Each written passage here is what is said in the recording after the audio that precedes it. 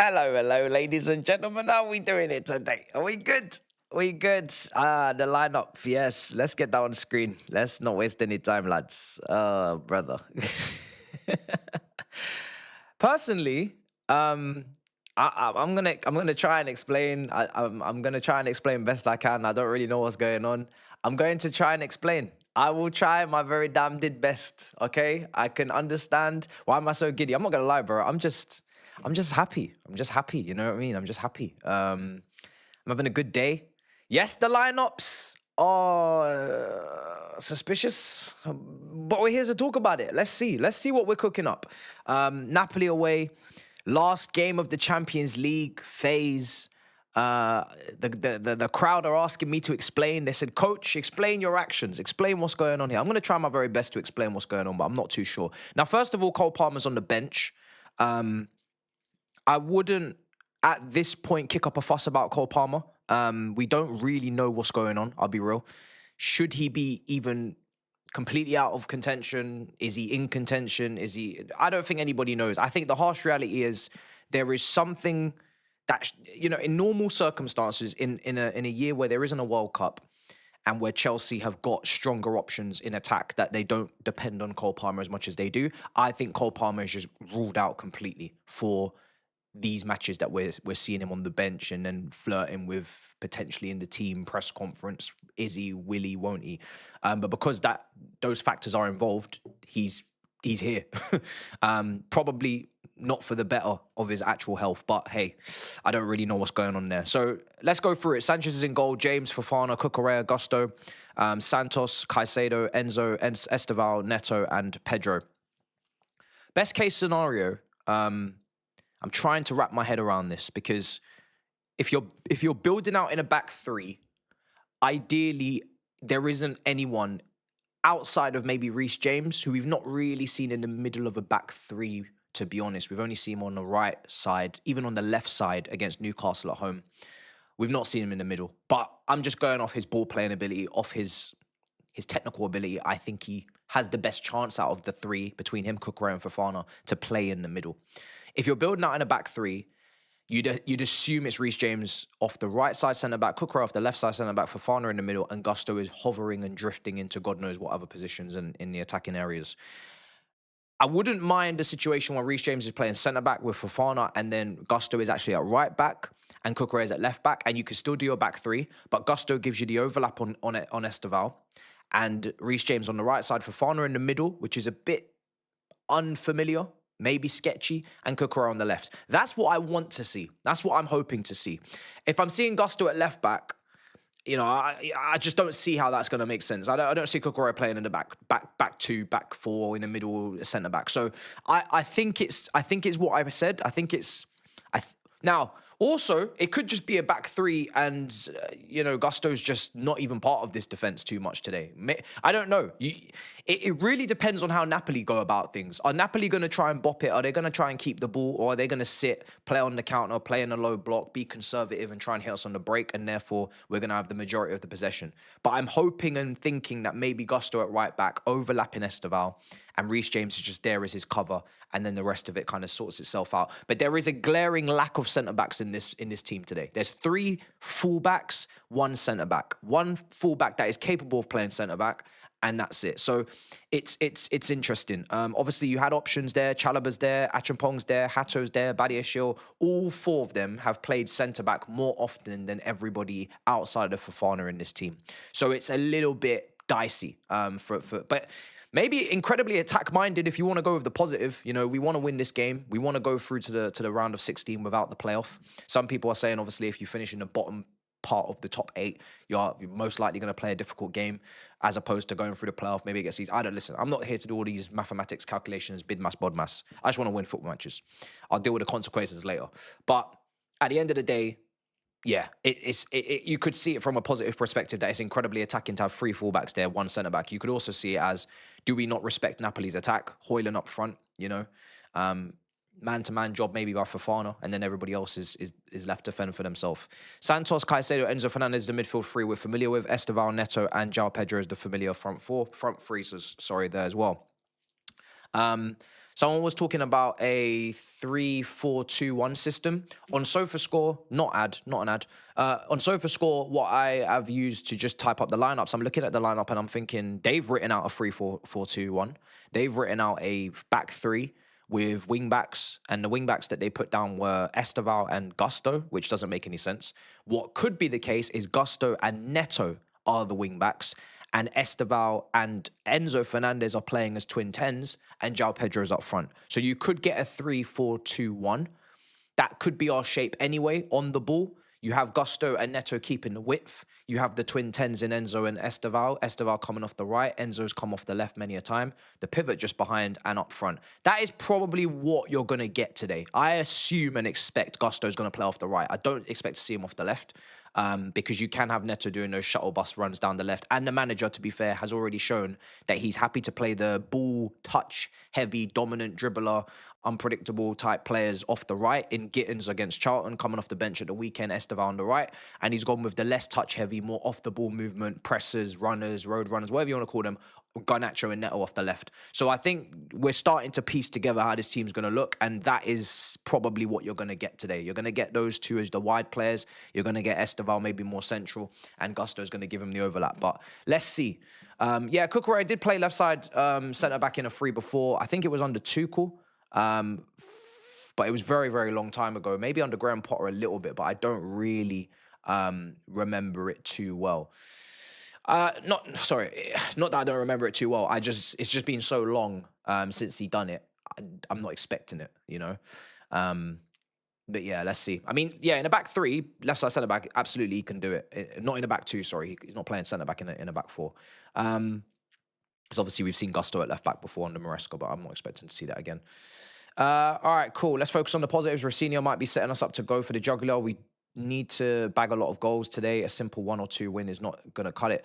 Let's look at the Champions League table because it is the last game of the Champions League phase. I would certainly take a win. I'm not going to say that we need to be smacking them up and down today. I think obviously it's nice if we get it done, but I'm hoping and thinking that if we do win, we will be fine. PSG play Newcastle, I believe, today. They're both in 6th and 7th. They can't both win. So someone's dropping points, if not both teams are dropping points, which means we could be propelled to take one of their spots. We should be taking one of their spots, absolutely guaranteed to take one of their spots if we win, because PSG and Newcastle are both on 13 points alongside ourselves. Also Barcelona, Sporting Lisbon, Man City, Atletico Madrid, Atalanta, all on 13 points. 8 teams on 13 points. 2 of those teams play each other. Barcelona play Copenhagen at home. Sporting Lisbon are playing Athletic Bilbao away from home. Manchester City in 11th are taking on... who are Man City playing? Galatasaray at home. And Atletico Madrid and Atalanta are taking on... where are they? Atletico Madrid at home to Bodo Glimt, to be fair. And Atalanta are... where are they? Running away. Where at? Oh, away at... yeah, Union... USG. Belgium team, I believe. So there's at least one spot above us open. We could go to 7th today at a bare minimum if we win. And obviously, yes, some of the teams behind us might go and bag a lot of goals and go and batter teams. But you're really looking at... you need really 2 teams to go and batter... their oppositions. Not 1, 2, and leapfrog us. We'd be incredibly unlucky, is basically what I'm saying. If we were to win, 2 teams were to batter, you know, yeah, we'd be unlucky. So let's see. There's been shocks in the Champions League quite a bit this season as well. So, you know, I'm sure someone below us is going to lose today or they're going to drop points. I'm not expecting everybody behind us to win. But they all can win. They're not playing each other behind us. So they all can win if they want to win, if they go for the win, if they play to win. McTominay. Yeah, McTominay in the team. Spinazzola, who was really good at the Euros, I remember, for Italy. I think he got injured after the Euros. In the Euros, actually. Maybe the semi-final, if I remember correctly. People were scouting him, looking at him to play left wing back, and then he got injured. No Lukaku, he's on the bench, so keep an eye on him. Lukaku, former player on the bench, Højlund up front. So yeah, interesting, very interesting. Got a couple former players, couple players we're familiar with, former manager, sorry, as well. Napoli away, they're currently 25th in the table. They're one spot off the qualification point for the playoff. They're on 8 points, level on points to Copenhagen, Olympiacos, Athletic Bilbao, PSV. So yeah, very tight, very tight. A lot of teams can qualify. Everyone from USG and Ajax actually on 6 points up could, in theory, qualify for the top 24, but yeah, your goal difference again is looking cooked for some of you down there. What are you telling me, brother? You didn't add Garnacho and Gue on the bench. My bad. Is Garnacho and do you know what? Sometimes the Champions League benches are so long, my brain just turns off. Let me take a look. There we go. I don't know how I'd miss these guys. Yeah, I just stopped typing after the lap. After the lap, I was just like, bruh, this is a lot of typing. I didn't see those two brothers down there. So we've got Garnacho and we've got Gue. It's a lot of players. Champions League benches are cold, man. They just let you bring everybody. You know what I'm saying? Champions League benches are mad. They just let you bring the whole squad. Ain't nobody left out. Ain't nobody feel left out in the Champions League group stage, man. It's impossible. Impossible to feel left out. All right, let me get the temperature. I ain't going to run red card roulette at the moment. I'm going to get the temperature in the room. Napoli versus Chelsea predictions. Let's see how the community are feeling. See how the people are feeling. I'm going to give my prediction. I think I said Chelsea win. On DR last week, I was actually quite confident Chelsea are going to win. I'm still feeling confident that Chelsea can win. There's something about Napoli desperately needing to win this game. Antonio Conte not being great in Europe on record. I don't fear their team. They haven't been great in the Champions League this season, but we know they have to come out, which is going to leave space in behind. And we're very good at taking advantage of said space. We're definitely better against that than low blocks. And we got a lot of technical ability on that pitch. You look at the 1 to 11, outside of maybe Neto, Gusto is hot and cold. But, you know, apart from that, that's players that majority of us rate and rank to a certain level. So it's not an ugly team today. It's certainly confusing, and there's obviously one less centre-back than we expected, but it's not an ugly team. As long as the system is systeming, it's not an ugly team at all. It's a nice team. It's a team that, again, should play good football. Like I said, outside of Neto, that team should play good football today. Hopefully, they should be able to bop it about quite nicely. And we like to win games when we don't dominate possession. So I'm not asking us to dominate possession and keep the ball and control it. Sit in your mid-block, you know, drop off a little bit, be compact. You know, take on that pressure if you can handle it. I'm very interested to see how we deal with set pieces and crosses today because we've not got much height in the team. That's my only concern, actually. I don't know how Napoli are from corners and from set pieces. I've not been watching Napoli in the Serie A, but we haven't got. I mean, Napoli just off the bat are playing 3 centre backs and they're playing a back 5 or back 3 of wing backs. So I'm assuming there's a bit of height in that back line. We don't have much aerial ability in there. Even Fofana can get beat if he's having a bad game, if he's not really concentrating or he's not on point. James, obviously strong in the air, but he's a fullback. Cucurella, Gusto, Santos, it doesn't get any better. From a set-piece standpoint today, this is the best day to clear the box. I've said it last couple of reviews, the last couple of match reactions. Clear that box because Sanchez today is going to be vital from set pieces. Any corners, any crosses, any long throws, we need Sanchez to come out and collect them because this is a very short team. Very, very short team. There's nobody that's aerially dominant in the midfield. Obviously, Caicedo gets the leap up. He likes to contest. The defense, like I said, the 2 fullbacks can be beaten in Gusto and Cucurella. How many times do we see Gusto get beat at the back post? Numerous occasions. Nobody in that attack is helping us. Maybe João Pedro. If he's at it, he's going to have to take a lot of responsibility. 6 foot plus, but it's dark. I'm not gonna lie. Aerially, it's dark. That's the only big weakness that I'm gonna point out is aerially, it's very dark. Right, let's see what's going on in the chat. I'm not hating on Neto, but I'm making it very clear that Neto is not part of the beautiful game. He doesn't play the beautiful game. If you're trying to tell me that he does, then I agree to disagree. But Neto is not what I call a player that plays the beautiful game, the beautiful football. Transitional, counter-attacking winger into space, bang.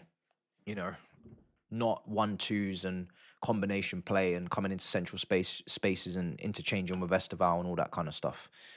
Put the likes up, people. Yeah, I mean, listen, this is what James is saying in the chat. You know what I'm saying? He's saying he wants to see the lights go up, man. I'm not even gonna ask. I'm just gonna let the community do what the community's communitying. Super chat came in. Big up to you. Napoli are desperate, but they have been spooky in the Champions League this year. Held 6 to PSV. Didn't score against Frankfurt, who leaked goals for fun. If you're not scoring against a German team in the Champions League, there's something going on. We need to play desperate to must win. Thank you for the insight, brother. Yeah, Napoli, like I said, Napoli are down there for a reason. They're not 25th because they've been playing well. So there has to be hopefully a little bit of confidence today. Obviously, we've got 4 wins from the first 5, a couple of clean sheets on the bounce now. Well, we would have had a clean sheet on the weekend. We then butchered that at the end, but you know we were doing all right up until that point. Yeah, we have an opportunity to go 5 wins in 6. Then we got West Ham at home. Should be winning that as well. It's going to probably be a low block. And then Arsenal on the next Wednesday, I believe, in the Carabao second leg. This is an opportunity for some statement wins from Maresca, man. Going to Napoli and winning, even in their state, I would still say is a big win because going to, you know, any Italian team in the Champions League, I think if you go and win in their cathedral of a stadium, that is the San Siro and these other places, I think it always is a little bit of a statement to go to these places, these atmospheres, these cauldrons, these fierce atmospheres and go and win. And Napoli, I'm guessing in Serie A, are doing very well for themselves, right? Where are they? 4th. Okay, they're level on points with Roma in 3rd, so it's quite close between the 2 rivals. They're not in the title race, 9 points off Inter. That Italian league is very unpredictable, man. Napoli won it last year. The year before, I think it was Inter. Then after that, it's Napoli again, and I think Napoli even finished almost mid-table the year before, so 10th. Yeah, so it's all over the shop over there, man. It's all over the shop. You said Maresca. What did I say? Sorry, if I said Maresca, my bad. My bad. I didn't even realize. All right, cool. You're liking the lineup, yeah? Interesting. I mean, look, I've said before, I would like to see Gittins get a bit more game time off the left, especially from the start. Maybe like the Netos and the Garnachos are coming off the bench, taking advantage of the space, hopefully winning by a 1-0. But like I said, I think he's going to continue to keep going. And most managers do tend to do this. They get a road runner, hard worker, defensive winger on the one side, like a Willian, and then they go with an Esteval or whatever, trickster, dribbler on the other side, a Hazard. Mourinho did the same thing with Willian and Hazard as well. They're striking that balance. So, yeah, you know, it is what it is. But it doesn't surprise me. It does not surprise me. Yeah, I think he's moving the runners to the left. And I could include Cucurella in that sense, where he's more of a argy-bargy, aggressive, tenacious kind of player. And Reece James is the more technically gifted, skilled player. It's almost like we are building the technical side to the right and the more hard grafting, running off the ball to the left. And I don't know if that's just muscle memory to say when you go onto that pitch as a midfielder in Santos, Caicedo, Enzo, whether it's Neto or Garnacho on one side or it's Gittins and Esteval on the other, just automatically your brain knows if I go to the right, I'm going to technical and I'm going to touch and I'm going to first receive 1-2s and combinations and then if I go over here, I need to play long passes. I need to go looking in behind. I need to get my head up. It could just be muscle memory. It could just be to speeding up the play, speeding up the thought processes. I don't know. Someone should ask him in a press conference. I'm not gonna lie, because I wasn't expecting Gittins to play off the right, but he has twice now under this manager. So I'm trying to put pieces together as to why that might be. Right. I could be completely wrong, and he might just think Gittins is better off the right, but he didn't play over there for Dortmund. He mainly played off the left, so I don't know what's going on. All right, right. What's going on here? What's going on here? You think Napoli are going to lose their heads today? May I actually just go through Napoli's Champions League results. So they drew 1-1 against Copenhagen last week, lost to Benfica away, beat Karabag 2-0 at home, drew at home to Frankfurt 0-0, lost 6-2 to PSV, beat Sporting 2-1 at home, and lost to Man City on the opening game 2-0 at the Etihad. So their only wins have come at home. They've in this Champions League, and it's come against Karabag and Sporting Lisbon. And they are obviously at home today.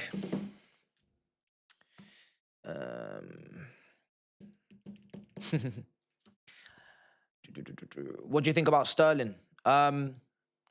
happy to see the news that they've come to some sort of agreement, some sort of settlement.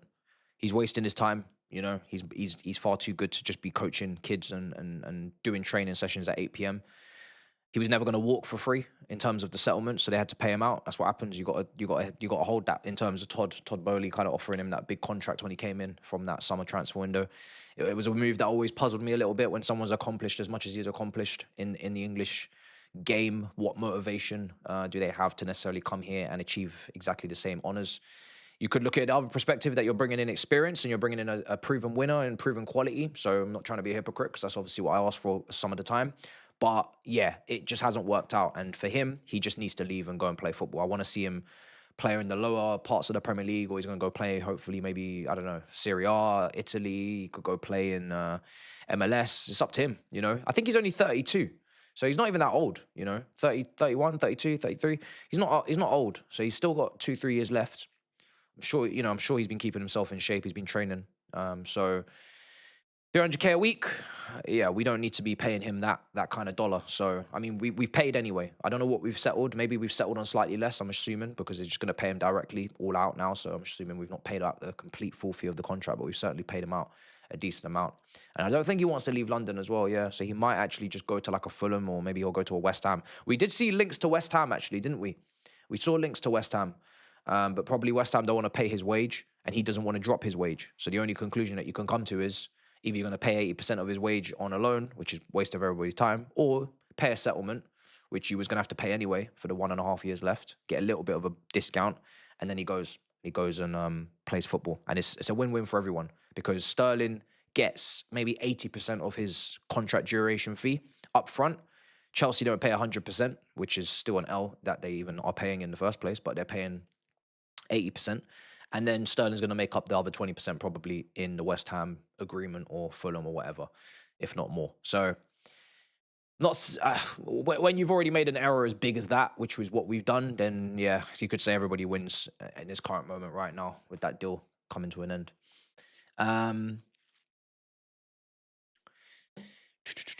Let's see. Because he's definitely going to get a contract, Sterling, in a top 5, 6, 7 league somewhere, you know, if he wants that. George is on the bench. Yeah, he is. Yeah. Not really sure what's going on with George. I fully expected him to leave in January and go to another Premier League team or go Bundesliga, but he's not gone anywhere, so I don't know what's going on there.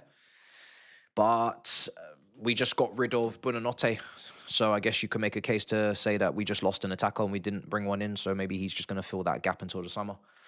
So that might be it. Thoughts on Fofana, Reece James centre-back pairing? Yeah, we spoke about that earlier.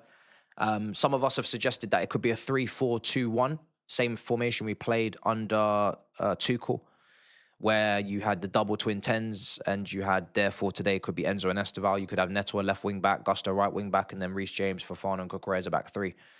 So keep an eye on it. Keep an eye on it. We don't know. Let's keep an eye on it. But yeah, not too stressed with the team sheet, because I don't really know what he's doing. I think I might have a decent idea of what he might be, but we might be wrong. So let's see. It's a big game for him. It's a big game for us. It's an opportunity to prove a little bit of a point against a team like Napoli, even though they're not in great form in the Champions League. Still prove a point. So yeah. Cool. Does anybody think we're gonna buy or bring anybody in, even on loan, before the window closes? Usually I do like a deadline day live. I don't think I'm gonna be doing that because there's just absolutely nothing going on. I'm not gonna sit there for 5 hours just waffling. But obviously, you know, I'm gonna be around ready if anything actually does break and anything actually does happen. That's important. Not a 17-year-old coming in, but an actual first-team player. But I don't see anything coming in. I don't see any players coming in. People are still talking about Jaquette. I didn't move a muscle. I didn't move a muscle when I saw the link. I just sat there and kept reading, and I'm not seeing anything there to get up off my seat and start recording. I'm not seeing anything. So Seems like it's petering out a little bit, and maybe return for that in the summer. I don't know. It could also be wise to keep an eye on Mamadou Sarr for the last 6 months of the Strasbourg loan and weigh up as to whether or not that Jacquet deal is as necessary, as needed as possible. I don't know what our budget is, but I know we don't have an endless pot of money to be spending anymore. So you need to be justifying if the 65 million should be going on a 20-year-old right-footed centre-back, or if you could be using that money more wisely in other positions or other profiles. Not my decision to make, but I don't think a right-sided 20-year-old centre-back was on many people's list of purchases prior to this link. So I don't know what's going on. Let's see. What's the poll saying? 16% Napoli win, draw 11%, 73% Chelsea win. Who else is... What's the other team, English teams doing today? What are they doing? Liverpool at home to Karabag, yeah? They should be winning that. Then again, Liverpool be mad this season. PSG taking up Newcastle at home, Man City, Galatasaray, Arsenal, Kia, and Tottenham go Frankfurt. Interesting.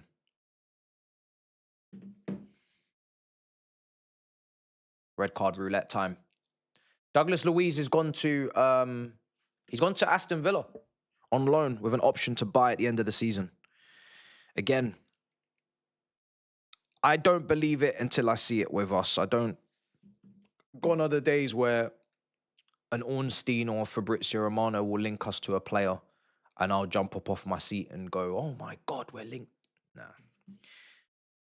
I ain't even seen a bid. You know, I need to see figures. I need to see finances. I need to see money on the table. The bid is a bare minimum before you can even start really taking this stuff seriously. If you don't see a bid and a concrete offer, there's no point. There's no point. River Plate agree a deal to sign Kendry Pires on loan from Chelsea. Here we go. Confirmed by Fabrizio. He's gone on loan. Don't know what's going on with the kid. Come out of South America. Go France, not play, go back to South America.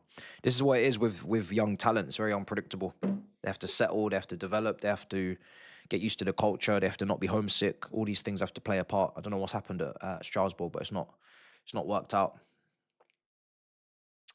But I can't remember what we paid for him, but here's what it is with him. See how it goes. He's still very young. I think he's only, 18, is he? He can't be more than 18 years old. So he's got loads of time. Yeah, he's only 18. So hopefully he just goes and smashes it at River Plate. But the only thing is, if it didn't work out at Strasbourg, where else do you send him in Europe? You know, you kind of have to hope that it's just circumstances outside of being in France and playing for them and all those things, because that's the only club we have to send him to guarantee some sort of involvement and development. Otherwise, we're gonna have to send him to a team we don't necessarily have any control over, and that's a bit dicey as well. So I don't know what to do there. Would you take Barcola? Absolutely. With the wingers on the left that we have, I'm taking Barcola immediately. I'm taking Rodrigo. I would have taken Semenyo. I'm taking. You know.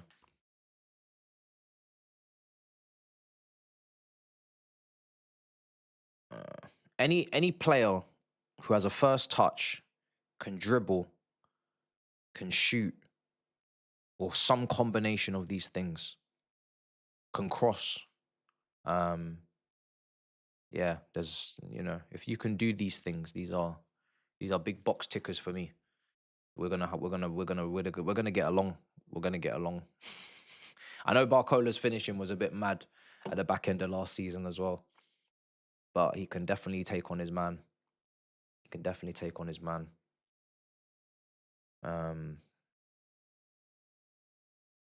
Let's see. What sort of player would you get hyped up for if we get, here we go, maybe like a Yields? Yeah, I like Yields. When we was looking at Gittins, that was like I remember commenting underneath the link and just being like, if you're going to sign I said something flippant, like, if you're going to sign young players, can you at least sign ballers? Do you know what I mean? Like, that's the thing. It's like, we were interested in Endrick, and Endrick is out on loan at Lyon just doing a madness, right? And obviously, I'm not really too bothered about that because we got Esteval and we was never going to get both. But at least with Endrick, you can say he's a baller. At least with Endrick, you can say he's exciting. Gets you up off your feet a little bit. He's got a little bit of unpredictability about him, but his technical level is very fun. It's very fun. If we're going to be a young team, we should be exciting. We should be exciting. We should be, you know, skillful. We should be versatile. We should be, you know, jaw dropping. We should be, you know, we should be doing things that are X factor. We should be the bare minimum price to pay for not being as successful as we once were is to be entertained. And sometimes this team don't entertain me. Sometimes they do, depending on the lineup. But if I see Neto and Garnacho on the flanks in a project, I'm a little bit disheartened because that's not entertaining. That's not inspiring. That's not giving me life. And this is meant to be a young, exciting team, and it is a young, exciting team in quite a few positions. But in the wide areas, when that's the pairing, that isn't young and exciting. So, you know, at least if it was just, you know, teams that were just, yeah, if it was just players that were just exciting, like a Quenda, when he comes in, he looks like he's going to be exciting, you know? Just the more exciting players that you've got there that are technically really look good and look strong, you know, then that is a lot more appetizing, palatable, you know? So if I'm going to be watching wingers that look like they could play wing back, that sounds like Antonio Conte Premier League title win to me. You know what I mean? That doesn't sound like project. That sounds like win now type shit, if you're going to be having that profile of player. Obviously, every team needs one, but to have two, not necessary. Not necessary. That's what I said in the summer anyway. Meeting on Friday to decide whether Insigne is going to stay at the first team or find different solution. I don't really know what's going on with him. I don't really know, guys, what's going on. I think we're opening up loan spaces, and we're closing them. So, you know, you can only loan out so many players at once. So, moving pieces, moving parts. That's what it is all about.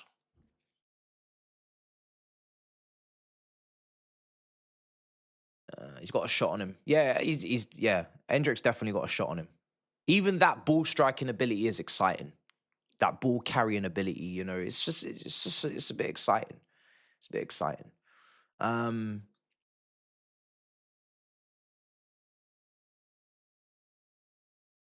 Let's see. I don't think Delap is exciting. You know, you don't. If we're being completely honest, we wouldn't scan our ticket and be like, oh, I can't wait to watch Delap today. You know, oh, my mouth is watering. And I'm not saying that every player needs to be like that. You do need different profiles and different options, but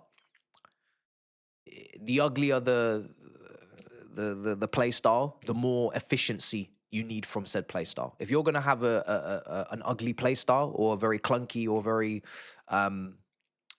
bumpy play style, you need to be putting the ball in the back of the net. You need to be efficient, you know, because you can't be ugly and inefficient or ill-disciplined. You know, you're ticking too many bad boxes. You know. Oh no, I disagree. Nowadays, I'm glad you added that because strikers can be extremely exciting. There's been a plethora of strikers I've grown up watching that have been incredibly exciting. But yeah, nowadays I understand what you're saying. It's not necessarily the most exciting position as it used to be. But you know, when you grew up really and you was playing in the cage and you was growing up and everybody wanted to be a striker. Everybody wanted to score goals. Everybody wanted to lick shots. Now, I don't know what the young'uns are saying with the positions or what they're trying to be, what they're aspiring to play as. But when I was younger, everybody wanted to be banging in goals, bro. So strikers were the idols, you know. That's what everybody was trying to do. We had some great strikers 10, 15 years ago for sure. And asking me about Amiga 3. I declined to comment about Amiga 3. I decline to comment because a big part of Amiga 3 is what is João Pedro. Is João Pedro a starter that can potentially give us 15 to 20 goals, depending on the flanks and depending on the goal scoring abilities around him? If they are a lacking, then he needs 20 goals. If they are a given, then he can aim for 15, and the wingers can hit 20. So if he's a squad player and he's just a bit part and he's inconsistent, then Omega 3s and these types of players coming in debut seasons and trying to carry the cannon is not what's needed. So there's, it's all dependent on João Pedro, because João Pedro is the one player up there that I like a lot, but we need to decide, or we need to see what we're going to get from him, what level, and whether or not we're going to cater to him in terms of what his strengths are, and are we going to actually build an attack that makes sense towards it or geared towards him. So until we know what's going on there, it's difficult to talk about the rest of the strikers. Ideally, you just have two top strikers. So João Pedro's not a top striker anyway, but you have João Pedro and another, you like a Dikatike or someone. And that, people will say it's greedy, but I'm a hungry boy. I'm a hungry boy. I grew up on Anelka and Drogba. I grew up on, Hasselbank and Gudjonsson, and I don't really understand why we can't have two. I'm a hungry guy. Yum yum. You know what I'm saying? Let's eat. Thoughts on Anthony Gordon's comments on the league? He weren't lying. He wasn't lying. I'm not gonna lie. He was telling the truth. He's not, in my opinion, the most exciting player himself in terms of the wing position, but he ain't lying. He ain't lying. And maybe what he's leaning more towards is also that the fast-paced P&P set-piece physical league is almost forcing any creativity out of the players, because they're so focused on trying to keep up with the physicality, pace, and power and duels and all these things, that they don't have the energy to be creative. They don't have the energy to be imaginative. And maybe there's players in this league that I'm seeing some wild things right now. I'm seeing people talking about Saka is not as good as we thought he was and all this. And I'm getting a bit concerned, because how much is it really down to the individuals, and how much is it really down to the managers and the rigid systems that they put in place with the lack of risk and the lack of fluidity? And how much of it is down to the league and the amount of the way it is, the physicality of it, the pace of it? So yeah, for me, he's onto something. But a lot of people have been saying this anyway. You know what I mean? It's not. We needed that Arsenal Man United game on the weekend, because I think it was classic Barclays, that game. Really, really exciting, dramatic goals, and a lot of individual skill and ability from that Man United team in terms of the way they were doing the combination plays in the midfield, the long shots, the goals, the quality of the goals, the taking risks. That's what we miss, man. We need more of that. So I'm glad Man United kind of brought that back at the weekend, because that was a lot of fun. I felt like I was watching football 10, 15 years ago, watching that game. Really good. Really, really good. Do you know what, yeah? I've been so busy today, I've not even thought about what I was wearing and the whole Liam Rossini gimmick and the clothes. I've just been so busy. So I fucked up, because really Champions League last game I should be drippy. I should be coming correct, but I fucked up, guys. What can I say? It's too late. It's too late now. It's too late now. We're kicking off in 15 minutes. No, there were team goals. That's the thing. Man United's goals were team goals. You look at Dorgu linking up. That's a team goal. That's team play. You look at Cunha in the build up to that, the link up. That's team play. There's a balance between team play and individual play. And I think they had a nice balance between both, because the way that they created the separation and the space in the first place to even have the advantage to take those shots is because of the team play and the link up and the individual kind of bop. That's what provided the opportunity in the first place. How often do you really see that anymore? You don't see enough of it. You don't see enough of teams and trios or duos going through the middle and the heart of teams and linking up and flicks and 1-2 give and goes and then bang. So that was certainly deserved, and yeah, it was. Yeah, the finishes are individual quality, but there's nothing wrong with that. People always say, "Oh, why do you want to see long shots in the team It's not sustainable. It's low XG. I don't give a fuck what it is. I'll be real. I don't care. You think I give a damn if a long shot's low XG? I still take the shot. If you've shown more than enough times that you're capable of shooting from range, obviously you can't be a crackhead about it and do it every 5 seconds. But you gotta encourage that, because what are we doing this for? We're watching the top 1% of sportsmen in this thing, and they're meant to be doing special things. They're meant to be doing things that, you know, the division below could only aspire to, and so on and so forth. So if they're not going to be doing it, then bloody hell, who is? You know what I mean? So I'm trying to see all of that. Long shots. When was the last time I seen a bicycle kick or an overhead kick? I ain't seeing shit. Where's my bicycle kick guys at? Where's my overhead kicks at? I'm not seeing all this stuff. We used to get a couple of them a season. Go watch the Premier League years and the reruns. We used to be getting a nice couple good few overhead kicks, couple bicycle kicks, free kicks, long shots. Where's my demons? Where's my demons at? I need more of that. Oscar Bob. Yeah, Oscar Bob to Fulham is interesting, man. I'm very, very much looking forward to watching that one play out. If he could stay fit, you know, he's definitely talented. How talented he is, I don't know, because he only had a small sample size at City, but so did Cole Palmer for a lot. So did Lavia for Southampton. Lavia had a full season, to be fair. I'm not going to put him in that boat. But City have been producing some talented young players. He's one of them, and I want to see how it does at Fulham, because I think Fulham could have just got a bargain there. I think Fulham could easily be doubling their money in 2-3 years' time if he can stay fit and play to the potential that everybody or a lot of people see in him. So I'm hoping he does well, because I just want to see him play football now. He wasn't really going to play much at City. It's too much pressure and too much expectation. But at Fulham could not be more of a perfect place, I don't think, for him to go to. I think that's a really good move. He could take that team and make it his own team. Obviously, there's some other good players at Fulham, but if he really is that guy, he could go and take that Fulham team and make it his team, make it his own. And I think that's what kind of excites me about that one, is that he could really go in there and do like a Grealish Aston Villa type thing, or an Ndai Everton to a smaller degree type thing.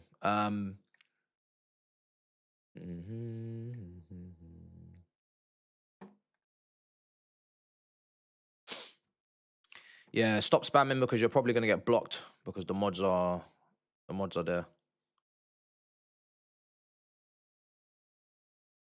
The mods are there. Also, recorded another episode of Branching Out. So we're all ready now for the next 2 drops. So the next one I'll be recording will probably be lined up for the 6th of March. So I'm getting ahead of the game now. I'm a month prepped. So now my next guest that I'll line up and book will be for the 6th of March release. They're dropping every 2 weeks. But more importantly, because it's coming closer, we have got me and Skull Thuggery providing a alternate week. So you obviously have it every 2 weeks, and then in between those 2 weeks, you now get a membership. Me and Skull Thuggery sit down for 45 minutes to an hour. For the members that are already there, that are not getting any content, I apologize. You are now getting it. And it's going to be fucking sick, because I'm not going to lie. I actually walked away from the conversation today with Skull Thuggery, and I was laughing my head off, and I said, this was brilliant. So for the members that are there, that have been just gifting members to the chat and have just been members just because you want to support, I wanted to bring something good. I was obviously doing my sit-down talking head kind of OBS ones, but I said, don't you dare. All right, I'm going to have to turn that off. I've been interrupted. Motherfucker! God damn, why does this shit keep happening? What is this noise? Would you shut the fuck up, bro? I don't know what's going on.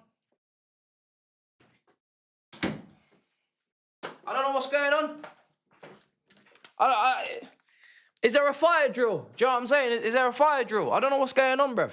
Yeah, man. These men thought it was their fire alarms. Panic alarm. I don't know what's going on, bruv. You know what I'm saying? That shit keeps happening. That's the second time it's happened today. It's pissing me off.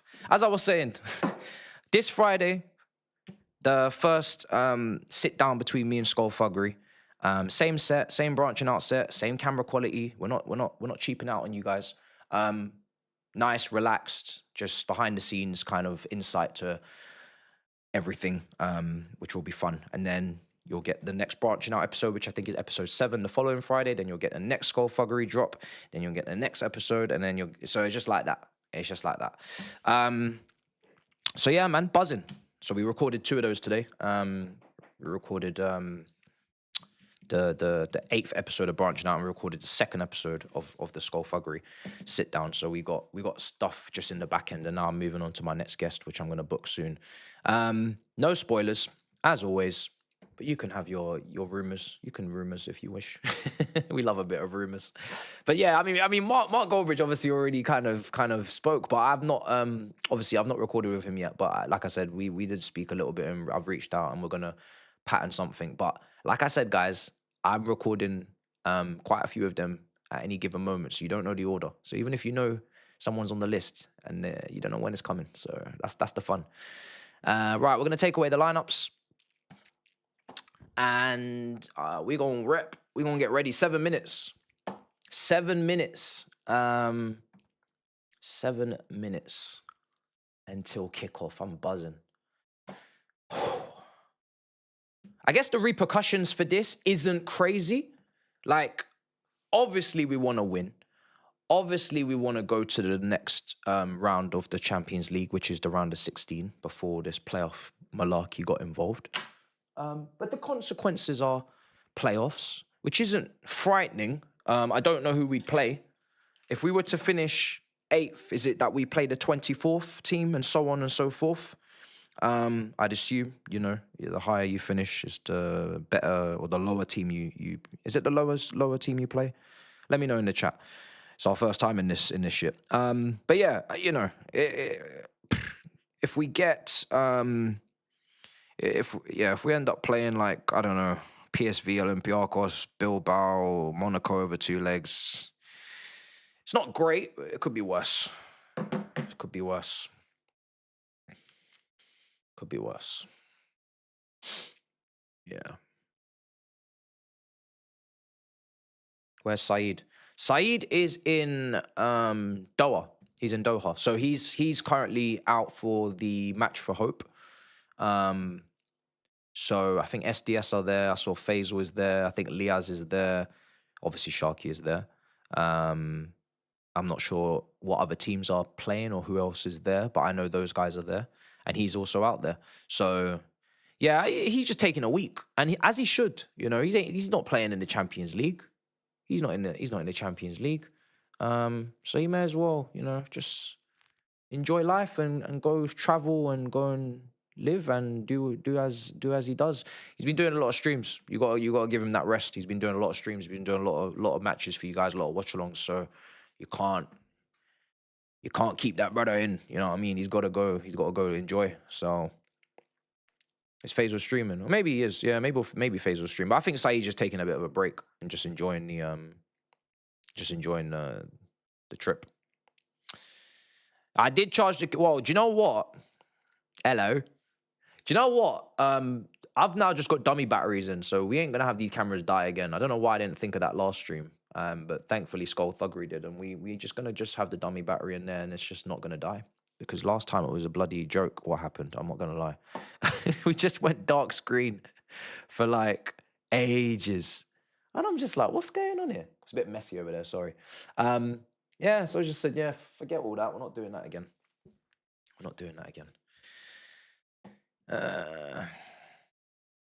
Killing your cam with them things. No, we got the proper ones, so they won't mash up the cam. Not no cheap budget ones. And I always turn my cameras off. We don't leave them on just dying like that. All right, you might not be there next season. Hey, do you know what? There's so many places for Champions League in England. If you don't make it now, you really, really don't deserve to be in it. Like, it's beyond the point of being unlucky or anything. If you don't make it, you really don't deserve to be there. Thoughts on Argentine Aaron's situation? I don't really know what's going on. He was injury prone at Dortmund. When he played, he was good. Now he's come back. Is he staying or is he going? If he's being loaned again, why couldn't he just stay at Dortmund? They valued him. They played him. He just wasn't fit.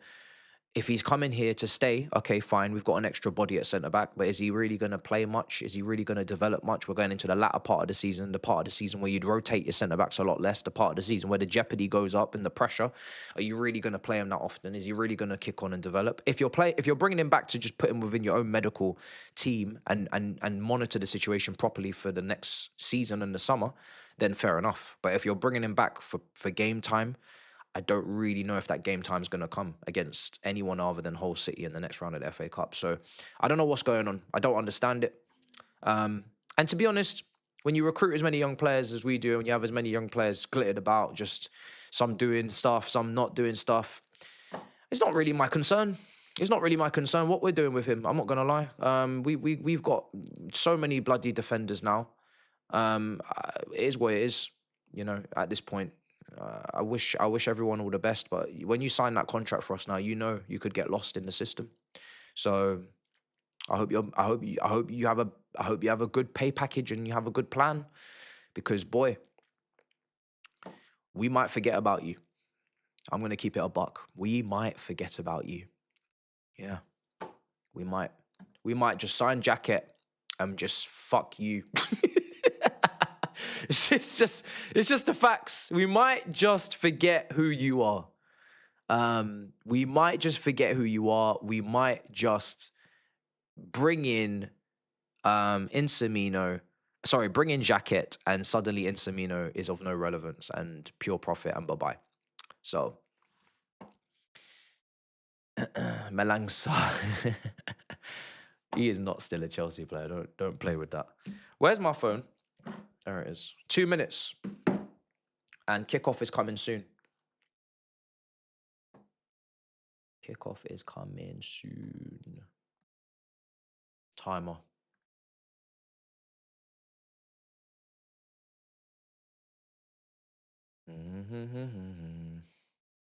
Apply. All right, timer's going to be going soon.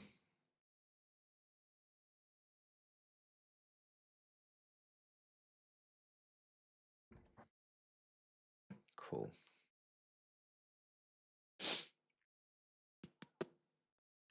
My score prediction for this game, because I don't know if I actually gave one, to be honest. I think I just said we'd win. Yeah, no De Bruyne. That's a shout, actually. That's a shame, isn't it? That there's no De Bruyne. That would have been a nice little bit of nostalgia. I'm going to go with a... It's difficult because our defence is putting me off the clean sheet slightly, because aerially I think we're susceptible. I think aerially today we're susceptible.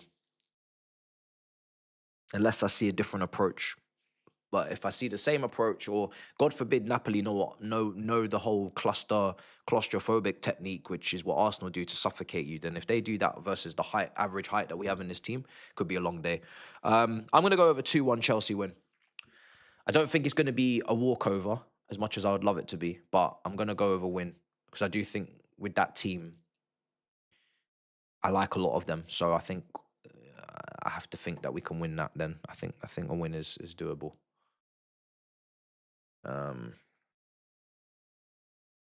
The black kit.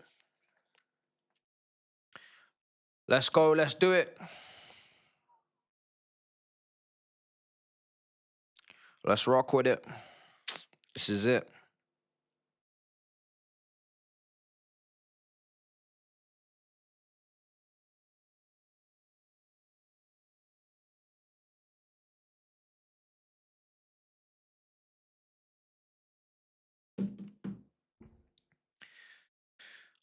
I'm excited. Timer. Game kicked off.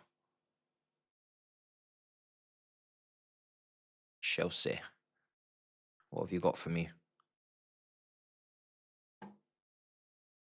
Up the Chelsea. Saeed's in Doha. He's away. Check his Instagram story. You guys gotta get on the socials. Brother Saeed's hit 100,000 on Instagram. You know what I'm saying? He's not vlogging it, but he's on the stories there. He's away. I saw some man were getting shanked up and all sorts in Napoli. I don't know what was going on. I hope they're well. I hope they're good. I saw a few men were in hospital because of Naples last night, looking real dangerous. So I don't know what's going on out there. Don't know what's going on over there. I've never been to Naples. I was actually kind of gutted I didn't get to do this one, but I didn't know it was going to be dangerous. I'm not going to lie. I actually did not know that Naples could be dangerous like that. But obviously, if there's ultras and whatnot, then anything can happen, isn't it? I don't know if it's notoriously like that or if it's just a bad time. Yeah.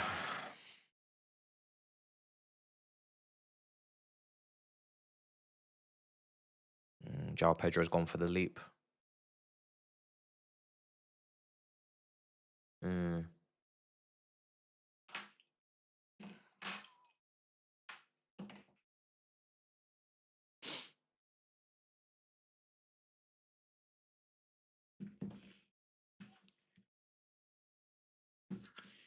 Come on, the Chelsea. So Di Lorenzo is currently hobbling off the pitch. Napoli's right wing back. It does look like he'll be fine and he'll come back on. Yeah, he'll come back on. It's just landed awkwardly, I think, from the João Pedro collision. Napoli in possession. It is a back three. Hoyland, see what his hold-up play is saying today. We need to humble him. Not that I'm, he's enjoying himself at Napoli maybe, but boy, playing an English team now, we need to be onto him. His hold-up was never good at Man United. Never. Cucurella. It's out. It's out. Out for a throw-in.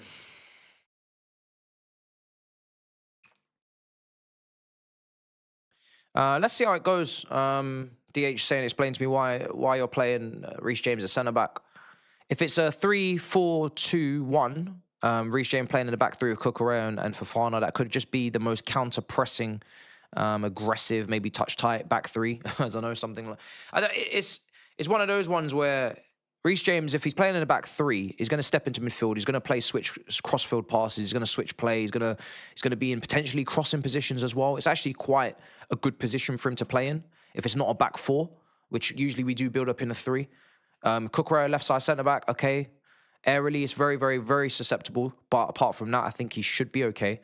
And then Fofana in the middle is probably my concern because I've never seen him play in the middle of a back three and be the dominant central centre back. But we have to see how it pans. If it's a back four, back three, early days, first few minutes.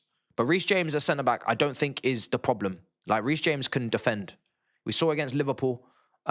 Liverpool, he played centre-back with Hato in the back end of the game. I think Achampong had to come off. Badiashile had to come off. I think both of them came off with injuries. And Reece James was playing in the back four with in the two. So it might not be his strongest position, and you guys might be underwhelmed by it, but Reece James can play pretty much anywhere you ask him to play, and he's going to give you a performance. So, considering how error-prone our centre-backs have been this season, I'm not too pissed that someone is back there that I can trust. I'm more concerned about Fofana and how he adapts to this new position and role. Napoli are in behind. Reece James will sweep up. Good play. I think Fofana's the more interesting what he's doing today, for me personally, rather than Reece James. Go on. There's nobody in the box. Fucking hell. Come on, man.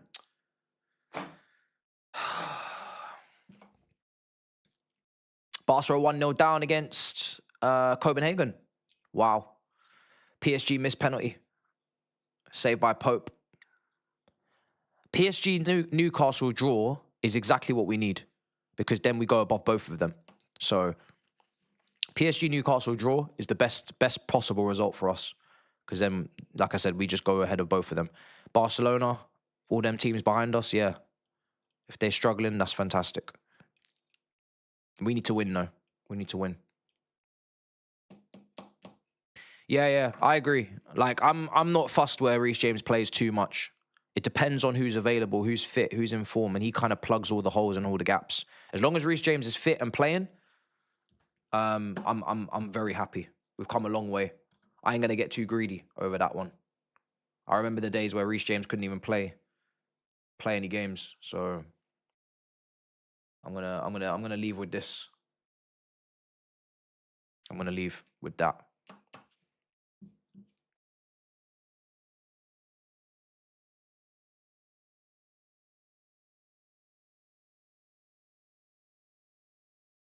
Very risky playing out from the back. Reece James keeps everything calm. He's always selling people with the dummy.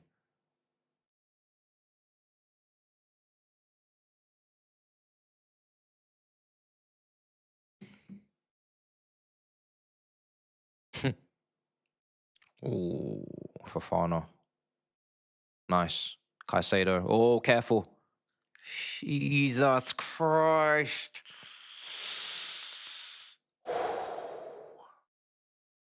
What is going on?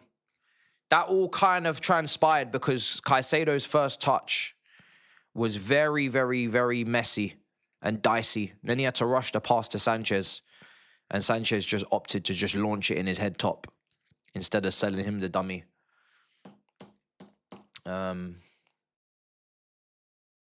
McTominay's on the ground.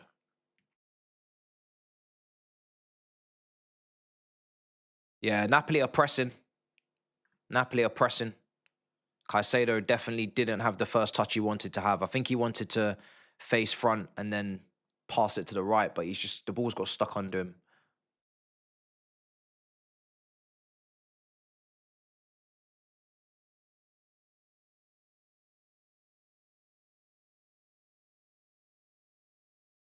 Saved nearly 23 million in wages with that termination. Is the figures out? Yeah, I've not seen the figures. I'm just glad it's all over, to be honest. Are the rumors to Palmer to Man United real? No, I've always dismissed it. At the end of the day, we've said he's untouchable. His contract says he's untouchable. He hasn't said that he's trying to leave, and Man United, I don't think, can afford him because they need to plug many different positions in the summer. I don't think they can afford to drop 100 millions on just one player, unless that's Bruno Fernandes money coming in. But even still, I don't expect it. You need to get deeper midfielders. You need to get probably a right back. You know, you need to get probably potentially another forward. I don't see them dropping that money. I don't think either team is actually entering that negotiation. I think people are getting a bit too giddy just because he's from Manchester. Newcastle losing. Vitinha 1-0 to PSG. So we go ahead of Newcastle up into 7th. And if a team like Newcastle are going to lose, then obviously we don't necessarily have to win, because if teams behind us are dropping points as well, then we're just naturally going to stay where we are.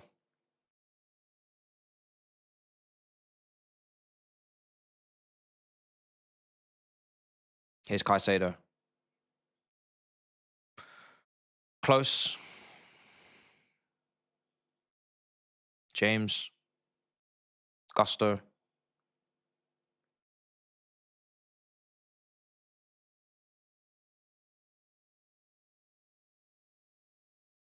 Ooh, Enzo a bit strong on that pass to Cucurella, man. Very, very strong. City 1-0 up. They're playing Galatasaray at home, so... Here's Esteval. Esteval's very central. Gusto's very wide, as you can see. He's definitely playing as that kind of right side wing back, holding the width.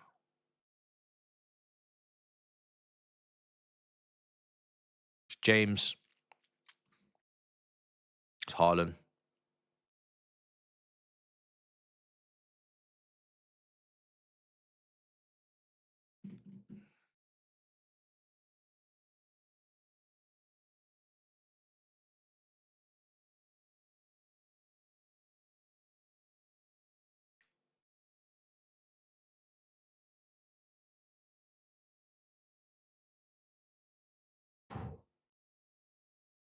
Go on. Zhao.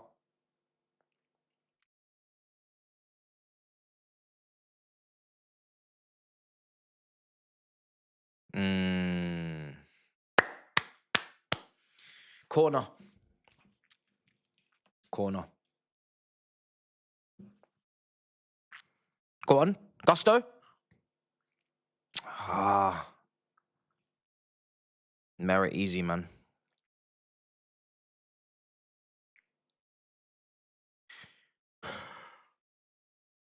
Very loopy cross. Difficult to generate power.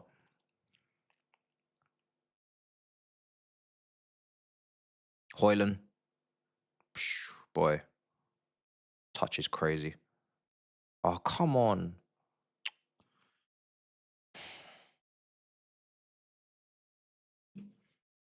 Come on, man.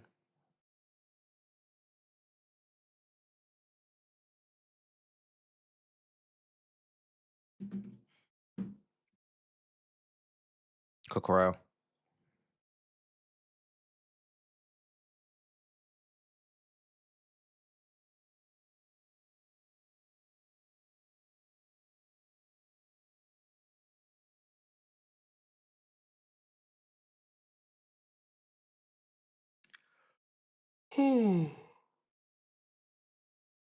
Goals are going in left, right, and center.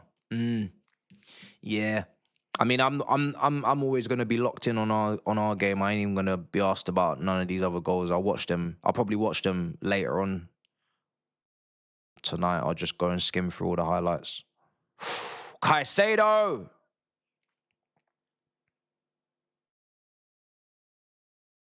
Oh my days! Just kicked out of play.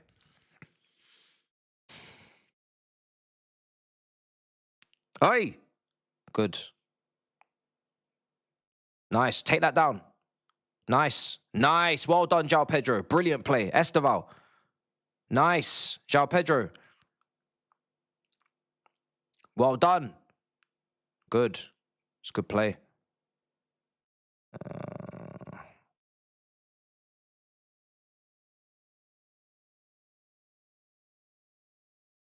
Stop spamming, man. There's literally no need. And now you've been blocked. All right, fair enough.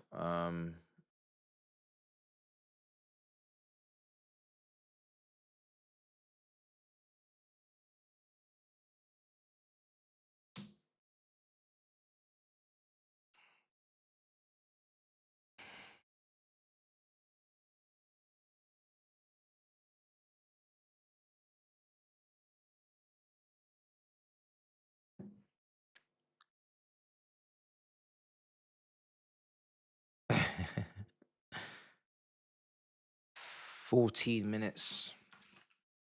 Yeah, it's true. I sometimes I forget to even put the slow mode in, but then people like that just remind me why it's there.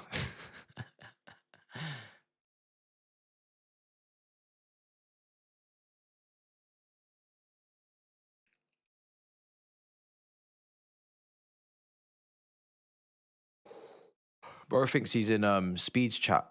He needs to spam to be seen.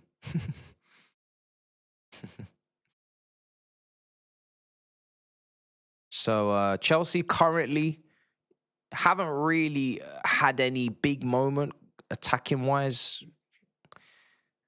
Still struggling to kind of knit things together and progress through the pitch cleanly. Here's Esteval. But I think Esteval and João Pedro, that's what I'm looking at as the two that can make something happen in that attack. The combination hopefully coming from the weekend.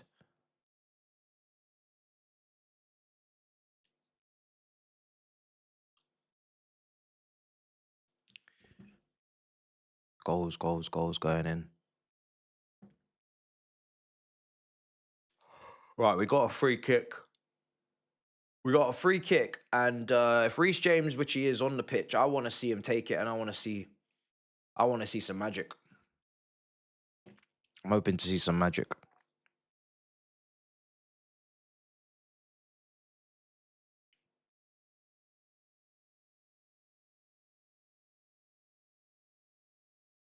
15.5 minutes.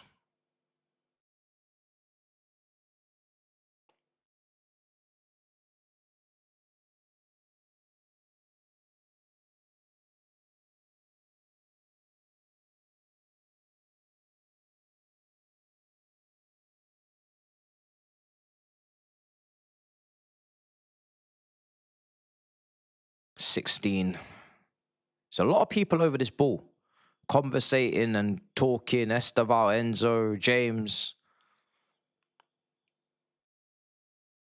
Okay. Huh?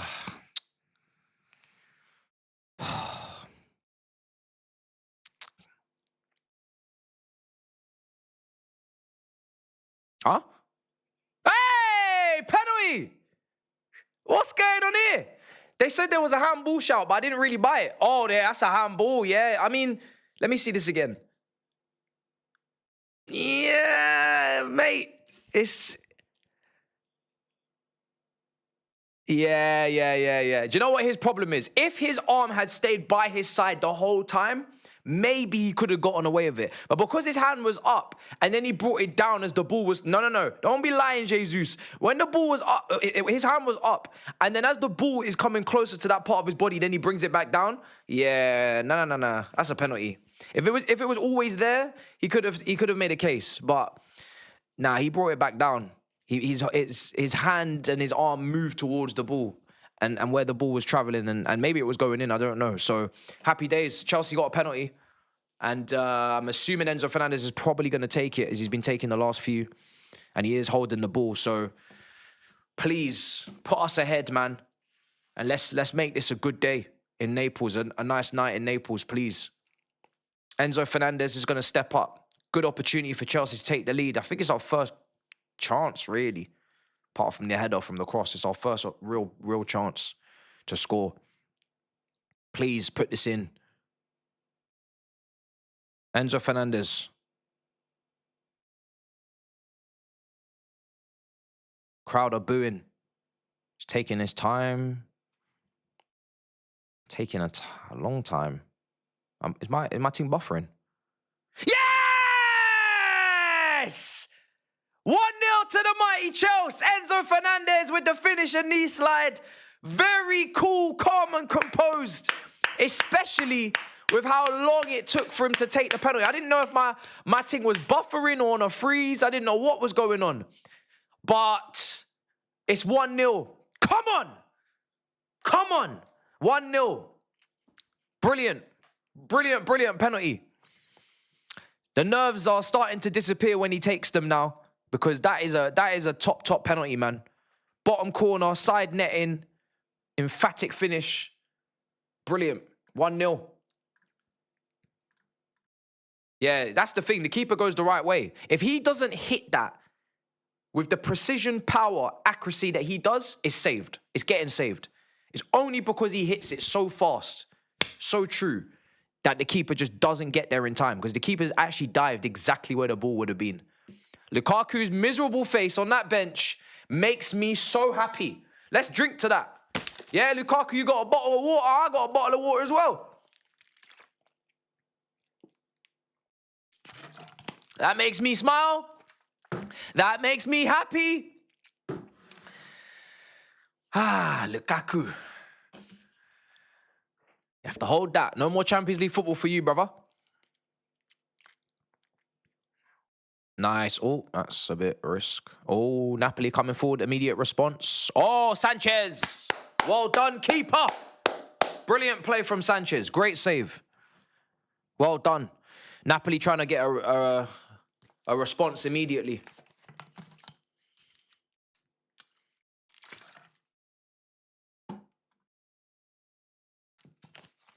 Come on, Chelsea. Let's go, chat. Let's go. Let's do it. Liverpool 2-0 up. Florian Wirtz. Let's get it going. At the moment, the English teams are going through, man. Taking up a whole heap of space right now in the top 8. If I take a look as it stands, as the goals have gone in. Man City in 7th. Liverpool in 3rd. Tottenham in 9th, actually. Sorry. I thought they were in the top 8 as well. Chelsea in 6th. Arsenal obviously in top. And Tottenham, to be fair, they're 0-0 at Frankfurt. If they were to get a goal, they'd be going into the top 8 as well. So back into the top 8 because they're already there.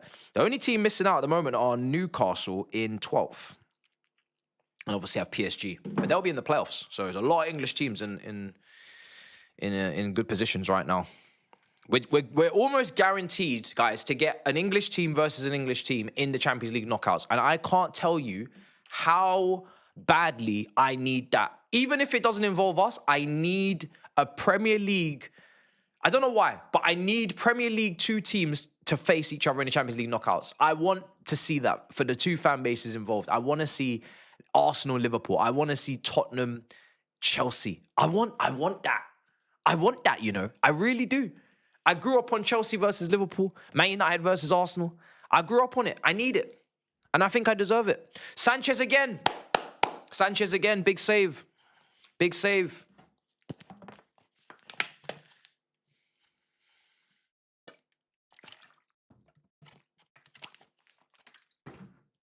Yeah, it's been a long time, man. We played, obviously, Arsenal at the old Highbury in the knockouts. We played Liverpool quite a bit, Man United in the final in Moscow.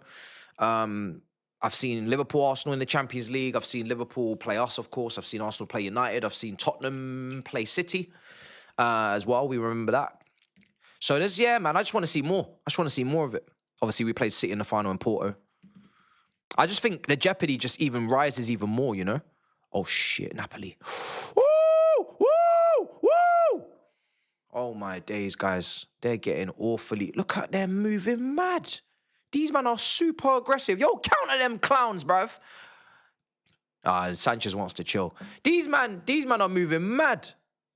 My goodness. Why does Neto come short? I don't understand. Go long, no?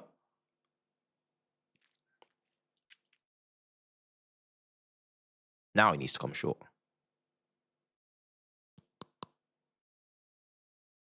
Nice. Oh, it's just slightly off, man, Esteval. But yeah, it does feel like a 3... It feels like a 3-4-2-1, but I say this as well. It also feels like Cucurella is not just playing left side centre back. He is moving to the left back off the ball to go and press, and then he ends up playing very much as left back in that situation where he's going up the pitch to go and get involved in that. So it's quite flexible. Obviously, Santos can drop into the back 3. The manager said that in the last press conference. He's been helping do that quite a bit in the last game. So he can go in there if the 2 fullbacks both go forward in Gusto and Cucurella. Then Santos drops in, makes it a 3. Enzo drops a bit deeper, makes it a pivot. So it's quite fluid, dependent on where everybody is, and you just kind of feel your teammates.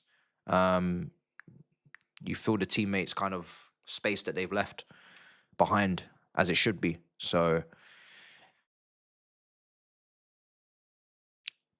one thing I do like about it, if I'm being honest, is people are in positions that make sense for them. Gusto as a wing back, overlapping fullback for Esteval makes sense. Santos, obviously, if he's dropping into that back 3, he's done it at Strasbourg.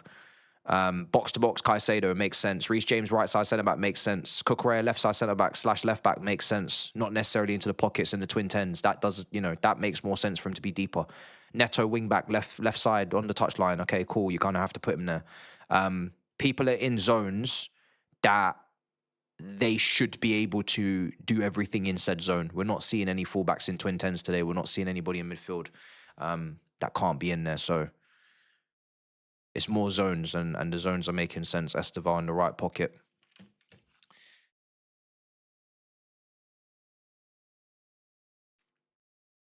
And Fofana's doing well, I think.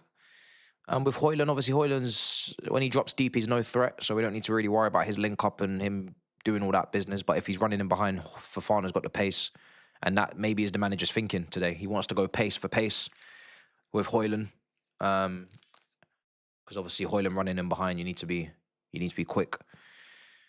Instead of a Badiashile or a Tosin or a Chalobah who, in isolation, 1v1 defending, they've had their problems. So things are starting to math, chat. Things are starting to math now that we're seeing it in broad night.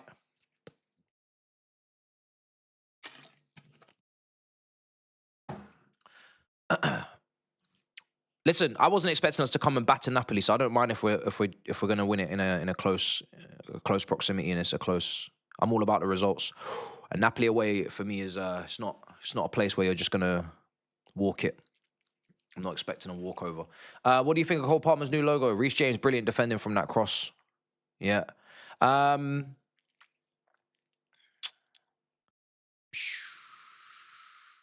don't really mind it. I mean, it's an interesting design. He's obviously trademarking everything, you know. The celebration, the logos. That's for his media and marketing team to worry about. I don't give a damn. I'm just, what are you doing on the pitch? And are you fit and healthy and are you not?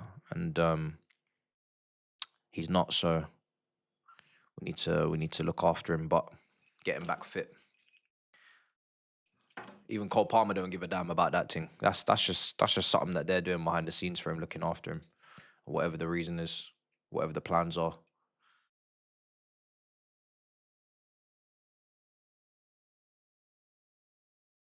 Neto, please. Oh no, João Pedro tried to do the overhead kick. It didn't work. He just wanted to do it as quickly as possible because he didn't really.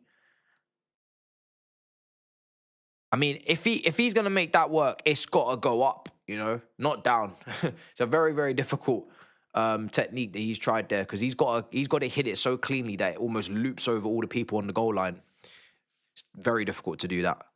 Højlund, he's won that for one with Fofana. Napoli.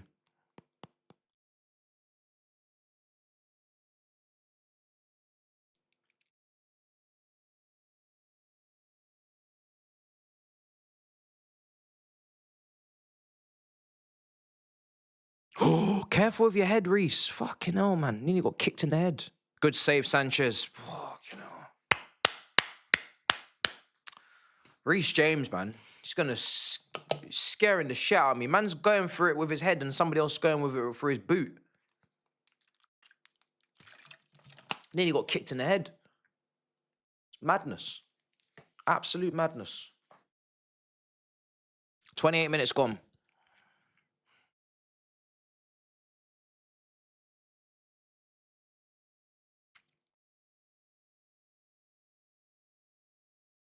Ball in. Good. Can we counter? No? No. Forget it. We need to actually get our foot on the ball anyway. It's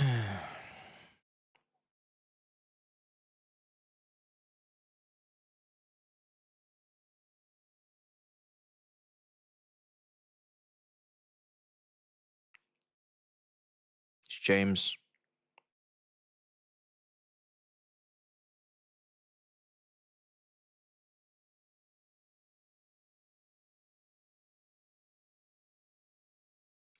Oh, fuck, Cucurella, what are you doing?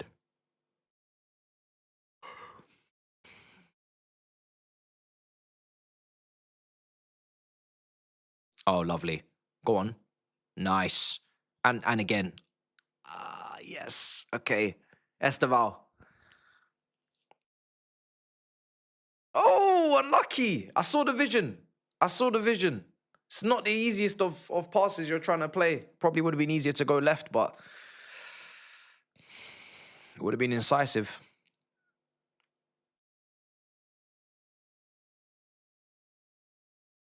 I remember when we went to Napoli away and lost 3-1 under VS Bus, and Cavani scored. I think Lavezzi may have scored as well. I can't remember if he did. I'm sure he did. And we thought our Champions League hopes were over in 2012 in Naples, and then we come back at the bridge and beat them 4-1. Ivanovic in extra time.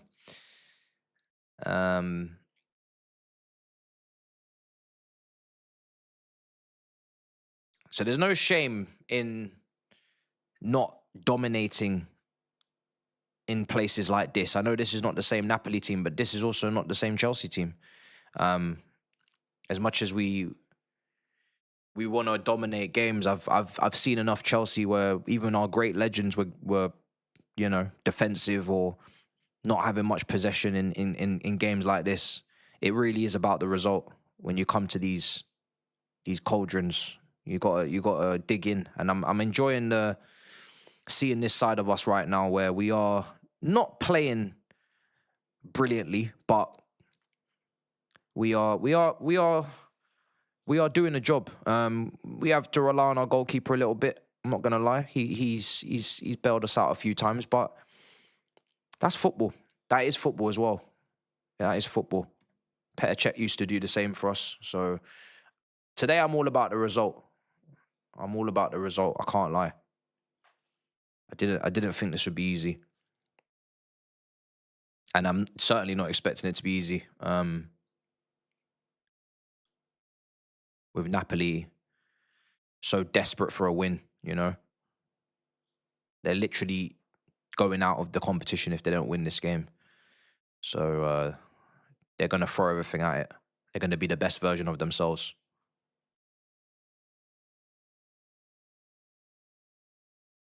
Deal with that. Højlund, Fofana, well done. Sorry, Santos. And that's Santos there dropping into that free again. Being the deepest and doing the dirty work. Caicedo, be careful. Oh, fuck! What a finish! Oh, my God! Oh, Vergara! Oh, my God! That is insane. I can't lie, that is insane. Oh, my God. He spun us. He's absolutely spun us. That is a mad goal. I can't lie. That is mad. It's initially Santos versus Højlund. He clears it, or he slips as he clears it. So Napoli get it back. Where he receives it, so Caicedo goes in, cool. That turn on Fofana, yeah, he sent him to the shops. He's absolutely sent him to the shops. And right now, when you're beating Sanchez, it means that it's one hell of a damn strike, and it is right in that corner. He's absolutely sent Fofana to the cleaners there. It's peak.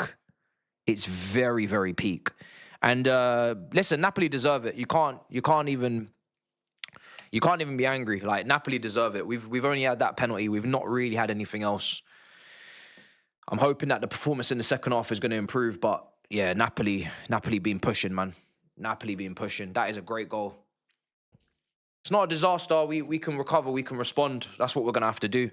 But yeah, we're down to 9th. I think Tottenham might be 0-0 with Frankfurt. Still second half to go in all these games. Atalanta aren't winning. Newcastle obviously are losing against PSG, which means they're behind us. Man City 2-0 up against Galatasaray. Atletico Madrid 1-0 up against Bodo Glimt.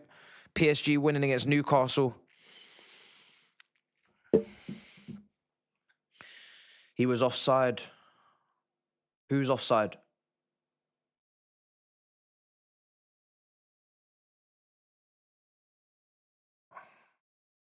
Bro, that turn was brazy.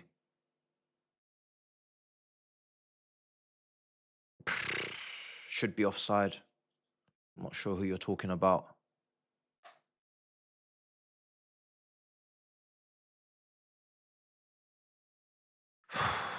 Let's see how we go from here. Man said robbed. Oh, the first pass to Højlund was off. I didn't even get to see that. We're back up to 8th. Oh, Atletico Madrid have conceded. Bodo Glimt have scored. Bodo Glimt have scored in Madrid. The Norwegian team who beat Manchester City last week in the Arctic have just scored in Madrid. So Atletico Madrid are back down now in the table, and we go back to 8th. That's a massive goal right now for us. Usually I don't look at other teams' results, but I think today we have to. To be honest, it's literally how the shit's gonna go. We have to be aware of what's going on around us. Sanchez is going to launch it.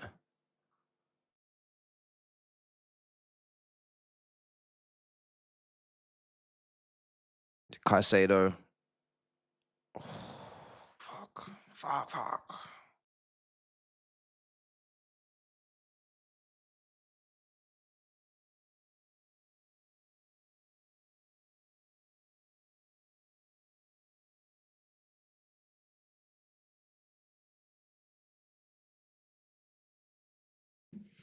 1-1. James.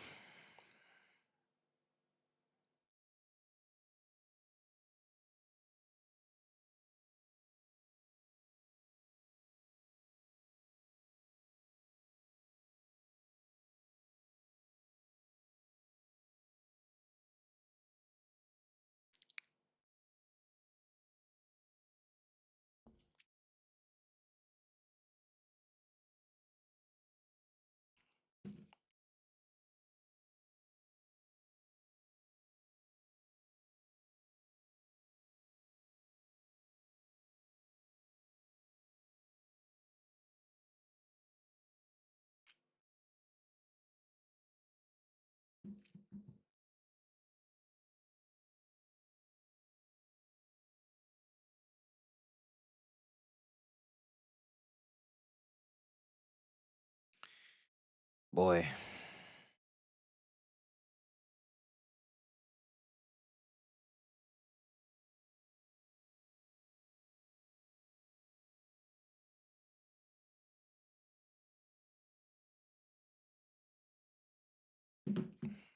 "37 minutes gone."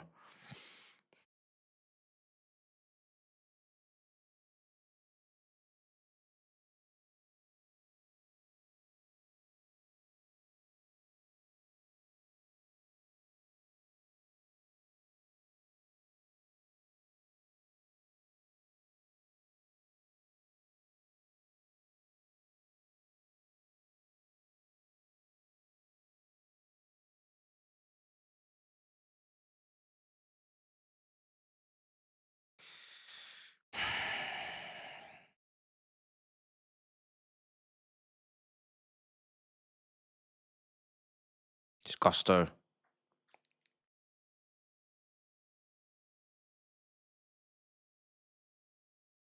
Really struggling to create chances and get through this Napoli team right now.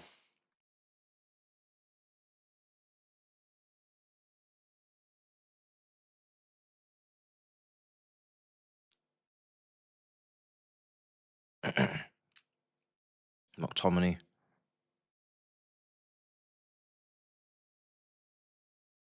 Oh shit. Oh shit. Oh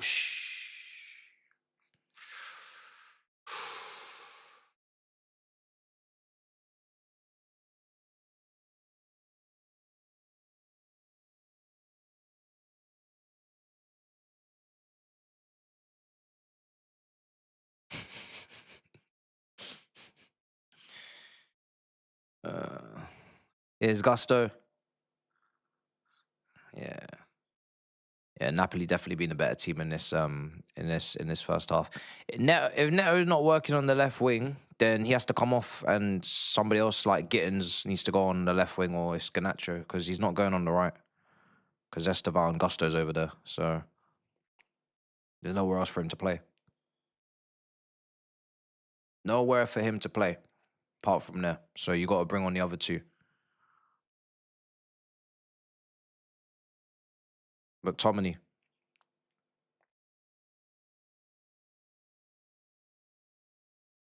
McTominay, like, is playing like he's, like he's the general, like he's the leader, like he's the guy who runs this Napoli midfield. It's brilliant to see what can happen to a player in a different environment. I can't lie. At Man United, he was laughed at, clowned. Him and, what was it, McTominay and Fred. He's come a long way since then. He looks like a different man. He looks like a different person. Proper stature, figure in that midfield. He looks confident. Fuck. You misprofiled him. He was getting goals, you know, like gets goals from midfield. But he's not a 10, like a creative 10. So it's a weird player to try and profile as well. Again, it feels like one of those midfield free players that you just need to allow to be a box-to-box midfielder.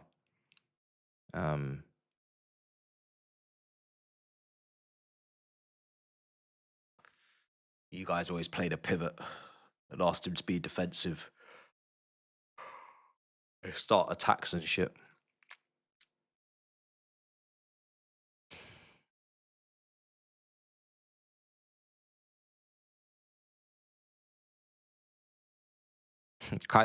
Conte's up and down his touchline, barking like crazy, shouting out instructions. Napoli are pressing us, so we have to go long. Then they back themselves to win that first ball against João Pedro, the 3 defenders, so they get the ball straight back, and then they get back into possession and move the ball up the pitch. Cucurella slipped. Fuck. Oh my God, what are we doing? Yeah, we're struggling. We ain't got no out ball. And we can't play through the press. Can't play through the press, and we ain't got out ball. That's what it is right now.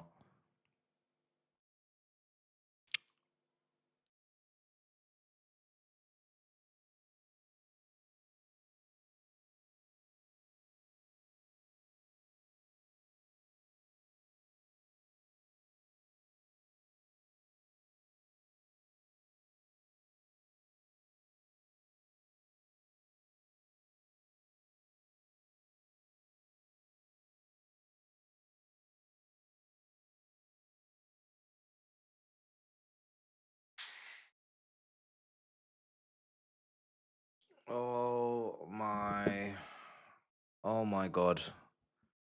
Oh my God. Rasmus Højlund. Oh my God.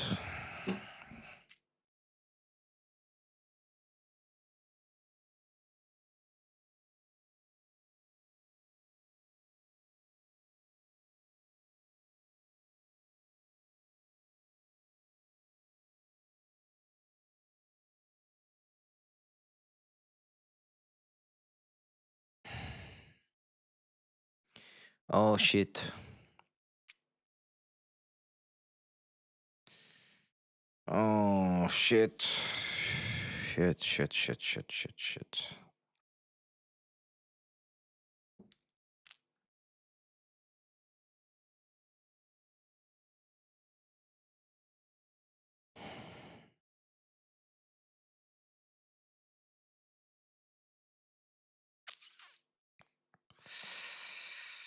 I tried to do the results merchant gimmick and not the performance merchant thing, and this is what it landed me, chat.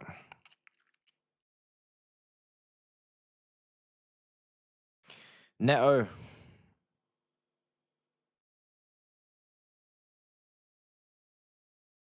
Oh, Joe! Oh my God! Oh my God! Oh, that's so poor. That is so poor. You have to get that on the goal. You got to score.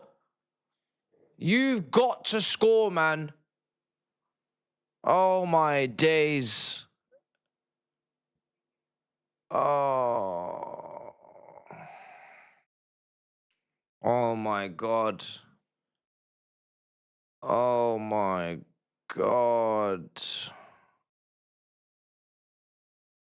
We should be 2-2. We should be 2-2. Fucking hell, man. Down to 12th.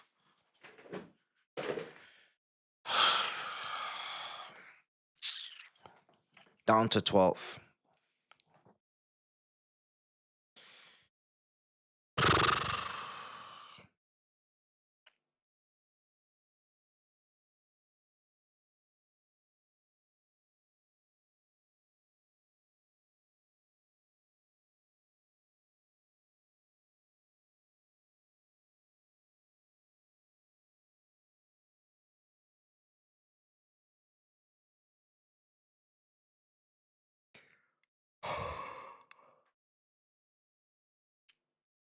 This is peak.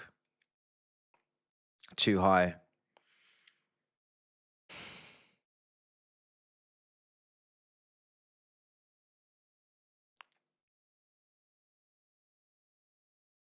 Free kick for Napoli as well.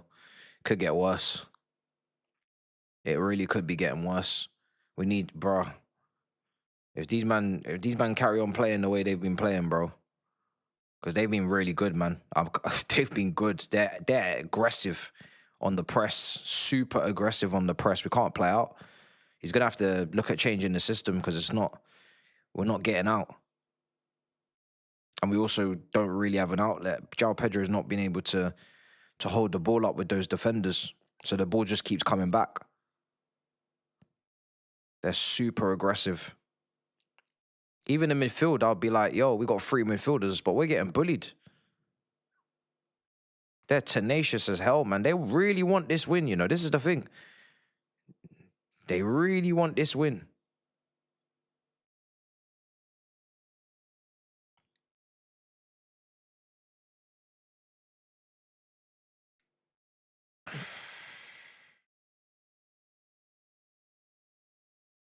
This is bonkers.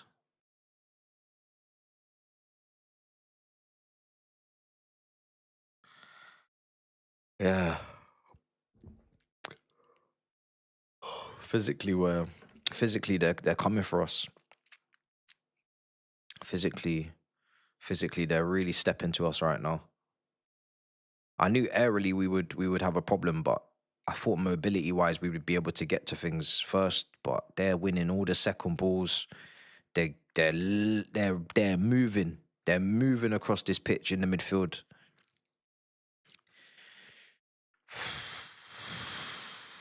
And do they want it more? That's the question. Maybe I don't know.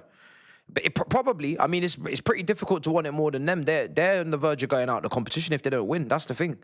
That's what we're going up against. That's why I knew it would be difficult, because we're going up against a team that are on the verge of exiting the competition if they do not win this game. That's not the same that can be said for us.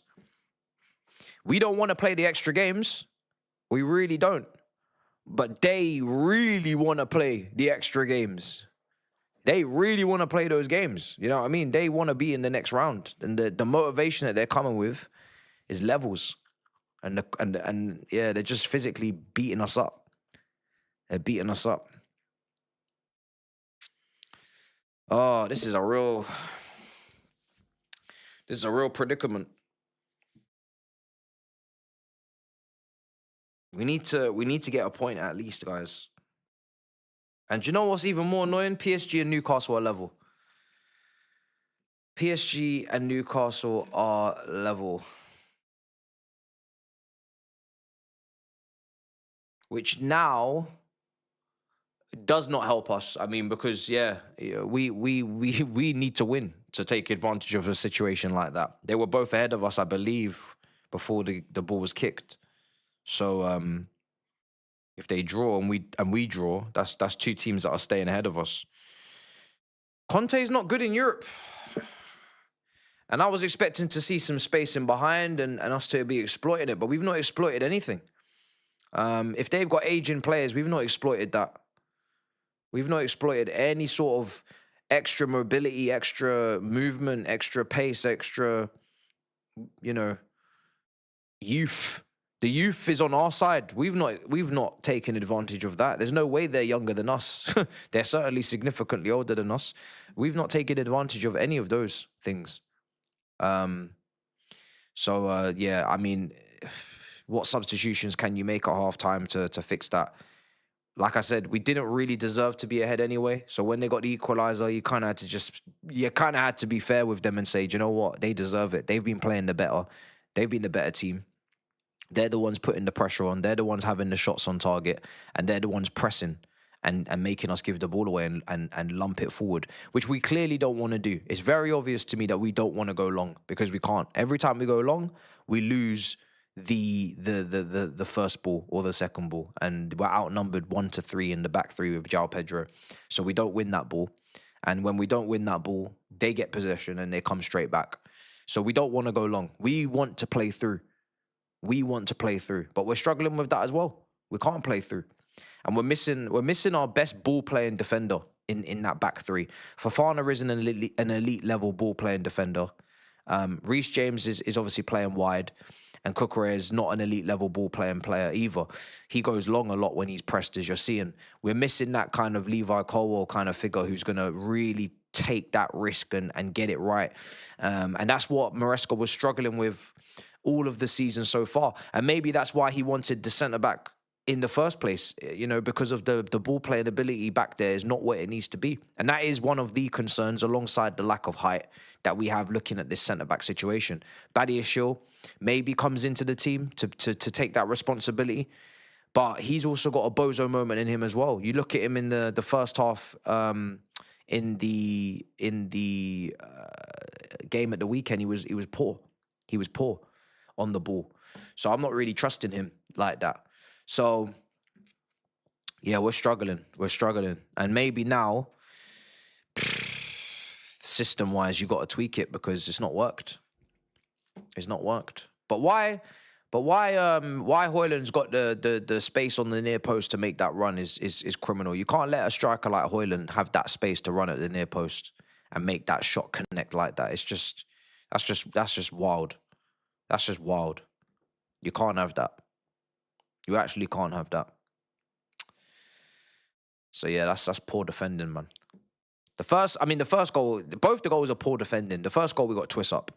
It's partly individual brilliance and it's partly just poor 1v1. But the second goal is even worse for me because you just can't let that ball come across and land at Højlund in the near post. It's crazy. There's nothing unpredictable about that. There's nothing shocking about that. Once that ball goes in at the near post and it's Højlund running onto it, making that out to in run and into out run, sorry, and he's letting hit his left foot like that, you're finished. You're finished. We're playing the long balls because we can't play through because the press from Napoli is perfect. Why aren't we speaking about how crap Neto's been? I spoke about Neto at the start of the season and how he needs to step up and the levels that he needs to hit to justify the price tag and the fact that we've got 3 new young wingers that are all in their debut season in this club and 2 of them in their debut season in this country. I'm not bothered anymore about talking about Neto. I already know the situation over there and he needs to come off and Garnacho or Gittins can come on and that's it. But he's not, you know, that's it. It's as simple as that. He's a squad player and he's not going to be consistently giving you top performances. He might give you some GA to mask some of the indifferent performances, but he's not going to be, you know, the leading figure in any top team. So I'm not really too bothered about going over old ground. We need to make substitutions. Gittins needs to come on if you want to go down that role or that route of trying to have more of the ball. And if you want to start trying to take advantage of maybe any pace deficiencies in that Napoli backline, then you're going to go Garnacho and try and see if you can use his off the ball movement. But I'm expecting Napoli to drop off now. I'm expecting Napoli to potentially drop off in the second half, go into a deeper line. Maybe they stop pressing as aggressively as they did in the first half. Maybe the energy starts to drop because they've exuded a lot of energy. And then that's where now we need to defeat their low 5 at the back block. And that is going to be one hell of a problem. That is going to be one hell of a problem for us. Napoli could go into a back 5 right now. Second half, sit in that with the 3 midfielders in front. And it's tough. They could do that. And that could be very difficult. Or they could go 5-4-1 if they really want to and do all that. Not in their stadium. Listen, they need a result. It's Conte in charge, you know. It ain't anyone else but Conte. They could do whatever they need to do to get the result. I don't know what they're going to do. I don't know if they're going to go for the third or they're going to sit back. But they might sit back because we are not good at opening up teams with back 5s. I don't know Napoli. I don't know what they're going to do. But I know we're not good at opening up teams with back 5s. So let's see. You know, we saw Paphos last week. I know the goalkeeper had a worldie, but that back 5, man, it was frustrating for us to play up against. Very, very frustrating. The only lot picker, I mean, you know, João Pedro against the back 5, he's had problems this season as well. And he's having problems today with that back three. And he should be scoring his chance. I know the defense has been poor, but João Pedro should be scoring his chance, in my opinion. I don't know if you guys thought the cross was too high. Maybe I'm being harsh. Maybe the cross is too high, and he can't really get he can't really get over it. But it was a big chance. It was a big chance, man. It was a big chance. It's a big chance. I was at least expecting you're hitting the target and the keeper's pulling off a worldie, you know. But maybe the cross was too high. A lot of people are saying it was too high. That's fair. Cross was shocking. Maybe the cross just needs to be better. Who put the cross in? Who put the cross in, chat? Was it Cucurella or was it Neto? I think it was Neto, wasn't it? Was it Neto? It was Neto, wasn't it? I'm gonna guess it was Neto. I can't quite remember. Yeah, of course it was. Of course it was. The guy that's got his main attribute is meant to be crossing. His main attribute is meant to be crossing. So I'm expecting some pinpoint, beautiful crossing, and this brother is always overcooking it, undercooking it, all sorts. Sometimes maybe good, sometimes maybe shit. It's no surprise. I don't care if it's his right foot. This brother's meant to be able to cross with both feet. I don't give a damn. You're too limited in too many other facets of the game for me to be now giving you a pass on the right foot cross. You better cross with both feet. You better cross with both feet. At the moment, we're sitting in 12th. It's a very, very, very, very bad 45 minutes for us at the moment. The bright side is maybe there's an away trip in this for us, chat. Maybe we're going to go to Turkey and play Galatasaray. Maybe we're going to go to Quackbags in Azerbaijan. Maybe we're going to go... how are you not crashing out? I'm not going to lie to you, yeah? I don't have the energy to crash out on this one because I have mentally prepared for the potential of playing playoffs. I have. From the moment you're dropping points to Karabag, I have to mentally prepare for a playoff. Napoli away, on paper, is harder than Karabag away. When you compare atmosphere and you compare history, that game there is where we really fucked up. We really fucked up not beating Karabag, man. I'll be real. So I'm kind of mentally already ready, coping for the potential worst case. And if we go to the playoff, we'll see who we get. I expect us to go through over the 2 legs, you know. But the extra games is not good. The extra games is not good. Worst case scenario is we're playing 2 more games. That's the reality of it. Some people say that if we don't go through, we got an easier run to the final. I don't know. I've not gone too deep into the digging for all that. We'll take each game as it comes. But if we're gonna be playing, it's very up and down. You know, obviously we get results. Sometimes maybe it's a Palace, maybe it's a Brentford performance or a Paphos, or you know, tonight. Do you want to face the best in Europe over 2 legs? If you're going into the top 8 with potentially finishing 8th or 7th, over, you know, I know people like to put up this front of, yeah, we'll play anyone, yeah, we'll take anyone.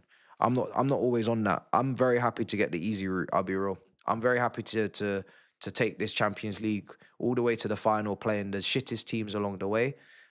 Give them all of the issues. God willing, red cards and suspensions going into those games where they have missing their captain, their first choice goalkeeper, their first choice striker, their first choice 10. God willing, I'll take all of that shit. I'll be real. I ain't trying to prove nothing to no one. Man, I'm like, you have to beat the best to be the best. Yeah, we could beat the best in the final. But on the way to that, give me Benfica. Give me Karabag. Give me everyone. Give me everyone. Give me everyone that everyone else doesn't seem to want. Give me all that shit. I'll go buy that ship out right now. Give me it all. I'm taking that shit all day long. But yeah, even Esteval's not really in the game enough. No one's in the game enough, you know? I don't think anyone's really playing well, if I'm thinking about it. João Pedro's not able to really win much of his duels. He's obviously had that chance that it's gone begging. Santos had one header, I believe, that was at the keeper. He could not really do much more with it. Esteval's bright in moments. He's having little moments and flashes, but I'm probably clutching at straws a little bit. I'd want him to do more. I'd want him to be involved a lot more. Neto's been diabolical. The midfield is getting bullied and overran, even though there's 3 of them in there, and the defense has been poor. So no one's actually playing well. No one is playing well. Are we even winning a duel in the midfield?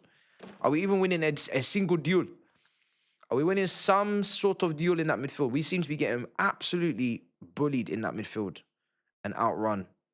Let me take a look at the statistics. Santos, what's the breakdown? No tackles, 1, an interception, 1 ground duel, 2 aerials out of 2. Still feels like we're getting wasted. Caicedo, no tackles, 1 interception, clearance, 5 recoveries, 2 ground duels out of 6. Yeah, it's not great. We're not dominating, that's for sure. We're not hitting any we're not handling business in there at all. I don't know. Sometimes I look at these SofaScore ratings and I have to laugh. How the hell is Neto in a green? What are you seeing that I'm not? He's got 1 big chance created for the overhit cross that he put on João Pedro's forehead. That's why you have to stay away from these sites with these green, orange, and amber and all sorts of foolishness, because they're not watching. They're not watching what's going on. On this site, he's a 7. You're saying he's a 6.2, so I might have to download the app that you're using, fam. They've given him a 7 on my thing. It's crazy. Are we going to make a sub? Are we going to make a sub? Second half coming up soon. Time is going to be on screen.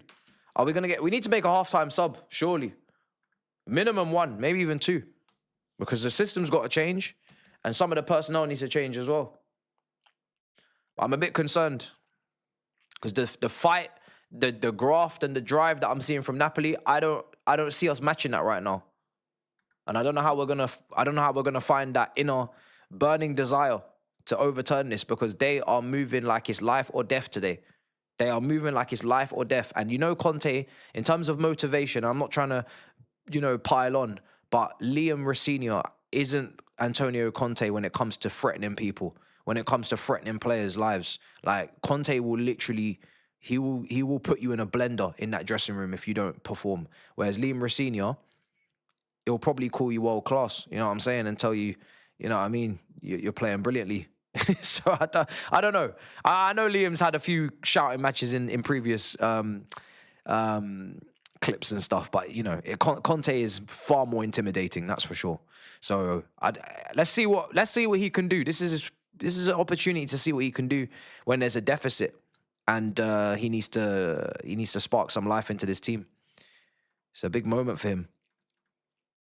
But I know Conte's gonna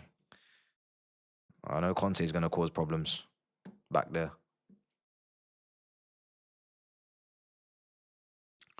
Second half's kicked off. Palmer's come on for Neto, I think. So that's a big change. If Palmer can play to the level that we need him to play to, which is his best level, in a scenario and situation like this, we need the Cole Palmer that played against Real Betis in the final of the Conference League and turn that game around in the second half. That's what we need. Anything other than that, it's not enough.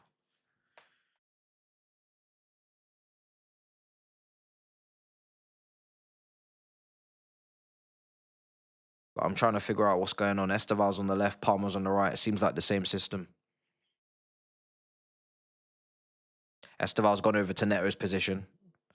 Palmer's gone over to Esteval's position. And it's still a back 3.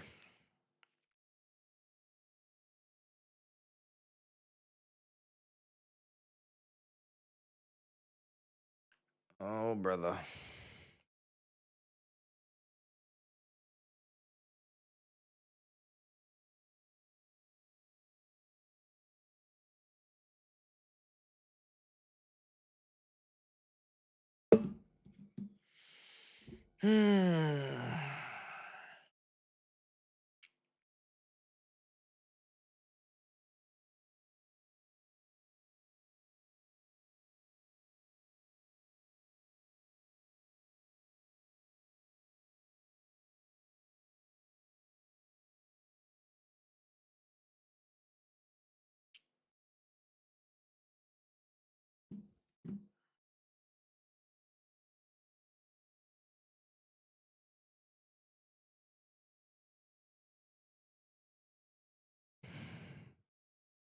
Fucking hell, they tried to wipe Palmer out. We need to score. If we lose, we're out, you know. We need to get at least a draw and pray the other results are going our way. If you're losing here, you're done. Palmer.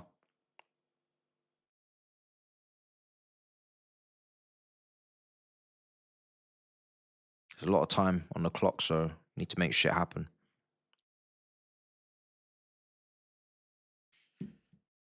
It's all about getting that goal. You get that goal, and who knows? Napoli could shit themselves. We could go up another gear. Life could come into this team. But that goal, when it happens, is crucial. The next goal, critical.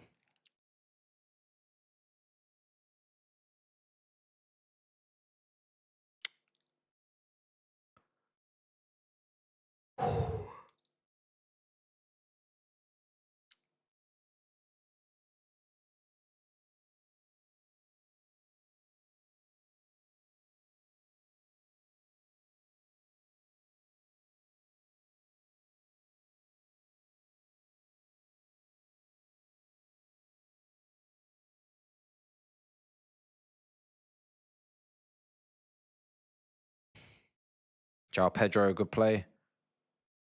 Goes out wide. Oh my God, they've intercepted it.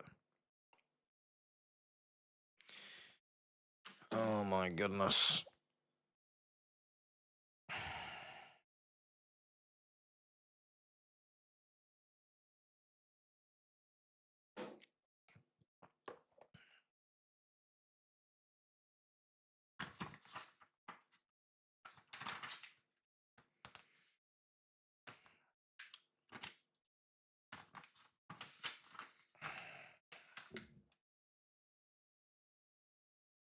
It's looking mad. Barcelona have scored again. I've seen we're taking notes, so I just want to get involved with that because I don't want to forget anything in my review. Gotta take the notes, fam.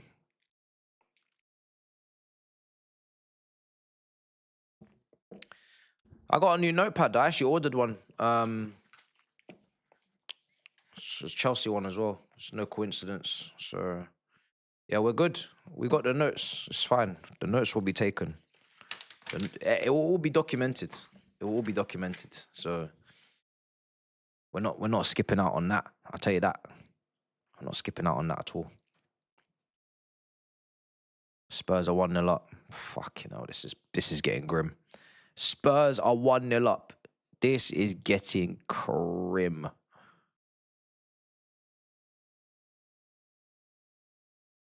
It's getting grim, guys.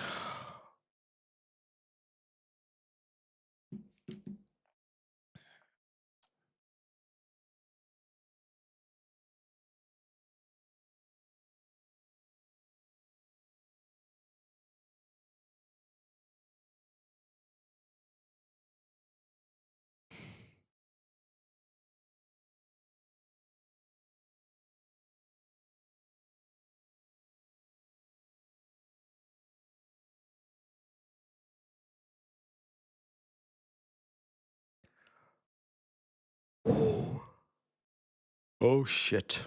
If Lukaku comes on and scores, we know we're in hell. We know we're in hell. If that happens, we know we're in some serious timeline. We're in a different we're in a different stratosphere if that happens. It will get very, very heated if such things transpire, so better leave him on the bench personally. That's the last person I need to see right now, putting the final nail in the coffin and celebrating.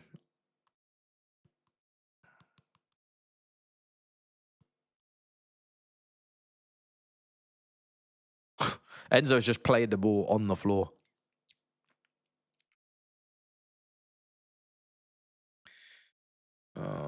James, Gusto. This is peak, bro. This is tough. It is not easy out here, fam. I've underestimated what this Napoli team can do. They've been so shit in the Champions League, but today they're just finding something. They're so organized, man. They're so organized. It's peak. They're so organized. We're going to have to be changing this system and being at our very best to come back, man. They're very organized, guys. They're not going to give this over easy. We're going to have to really level up in a minute because this is not enough. This is not enough what we're doing. We're very passive. Very passive. Oh, my God.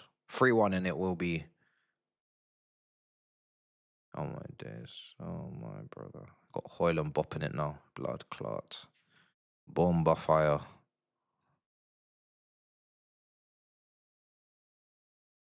Hoyland's bopping.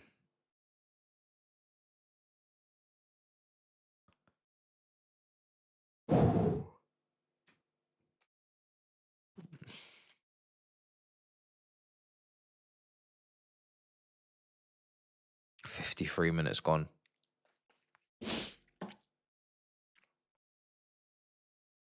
Oh, that's a lovely stat from the commentator. Thanks for bringing that up. Apparently, we've not won our last 5 in the Champions League away from home. That's lovely. Thanks for the ball, Nolly. Appreciate that. Dampening spirits.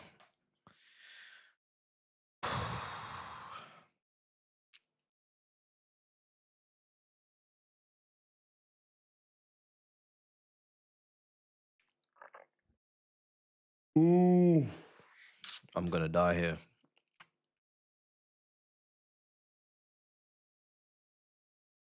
Moani scored and Tobes is going crazy in the chat. Looks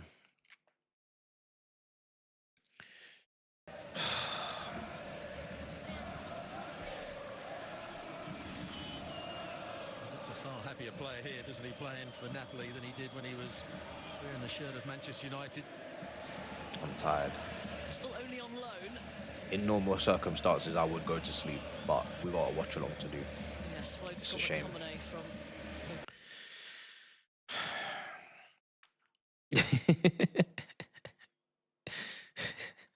Oh, you could hear the commentary. Fuck.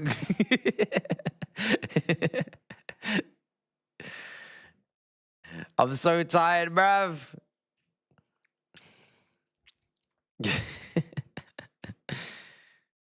Oh, dear.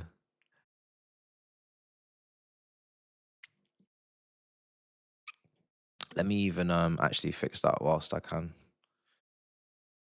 These guys are killing me today, man. Napoli are in control, chat. They're in control. There we go, it's muted now. Napoli are in control.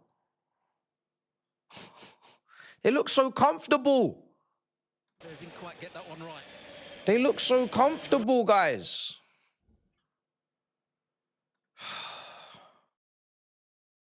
Rotted, clotted.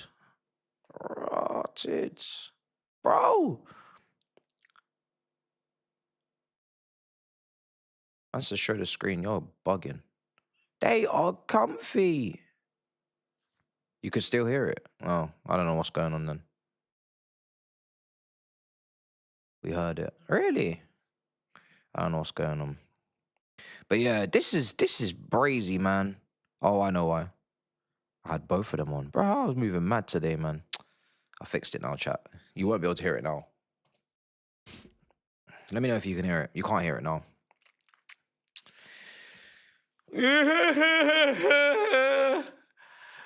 This is painful.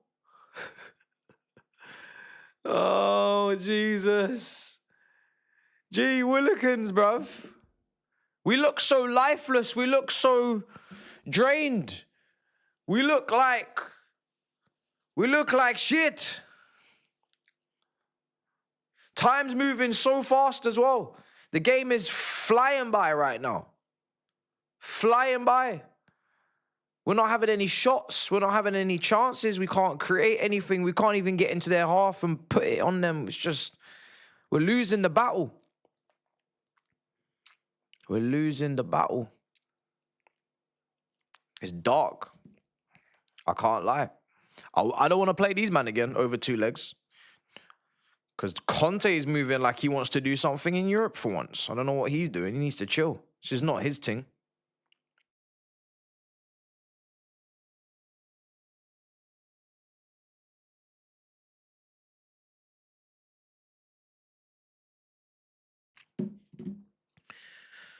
Oh, man.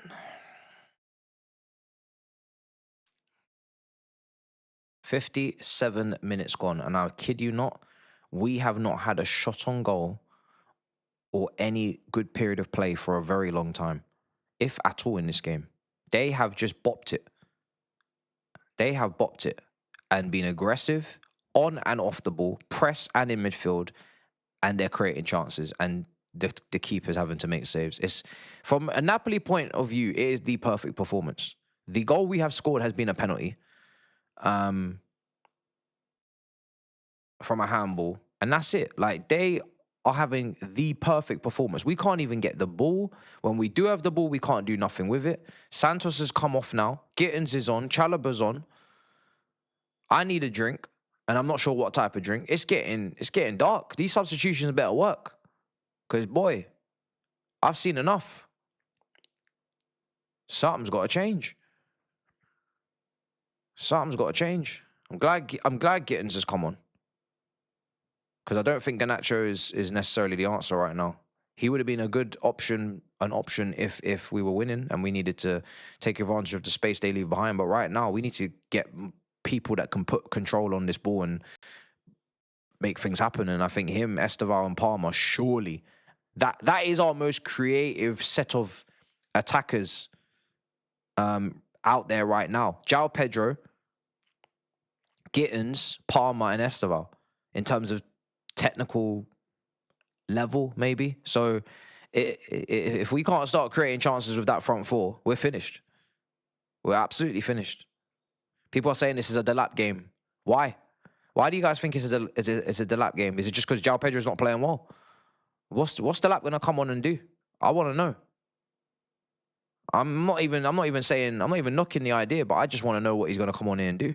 We're not creating any for Delap, you need to create chances. You need to create chances. We're not creating shit. We can't even get into their half. What's he going to do? Is he going to hold up the ball better than João Pedro?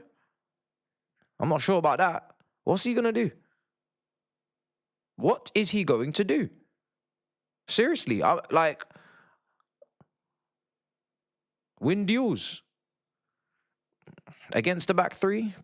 He's going to put himself about, but I don't know if he's going to be on the. I don't know if he's going to win that fight. I don't think he will. Against three defenders, I don't see how he's winning that fight. At least I know João Pedro can drop in and link and potentially create chances for others and get an assist. I don't really know what Delap's doing on this situation right now. I can't lie.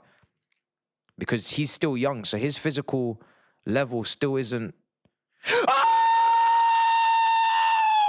You wanted to take him off for Delap? Are you skunked? Are you crazy? Are you smoking something special? João Pedro! Oh my God! I'm gonna pass out! Chat! I'm gonna pass out! Oh my God! Oh my God! Oh my God! This finish is absolutely biblical. It's a biblical finish. It's an absolute demolition of destruction. This brother has oh my God. He sent me. This is blamed out of your boots. What a goal. Oh my God. Out of nothing. Out of nothing. That is world class. That is world class shooting. What a finish. Oh my God. We're taking notes. It's absolutely emphatic. Devastating from the Brazilian. He knocked me out of my seat. I had to fall to the floor. I nearly had a heart attack watching that shit hit the back of the net. That was crazy. That was crazy. I can't believe it. I thought I was going to die when I saw that hit the net. I was actually fearing for my own life because I was like, yo, I don't know if it's all right for my heart to be pounding like this. Shit. Oh, heavens. Oh, my days. Oh, my God. That is bonkers.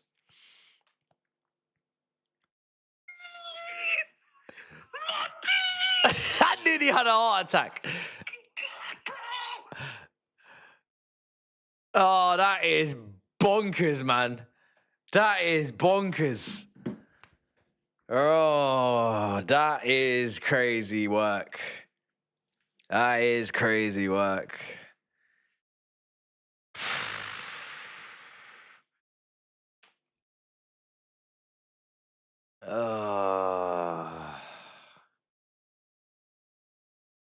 Do you know what's mad as well? Obviously, it's the second week footage strike as well, because obviously he did it in the previous. But I was saying before the game that I'm hoping for that long shot. I'm hoping for that individual brilliance, just in general with football. For him to come and deliver that, yeah, it's mad. It's very mad. Did not see that coming whatsoever. On the weaker foot.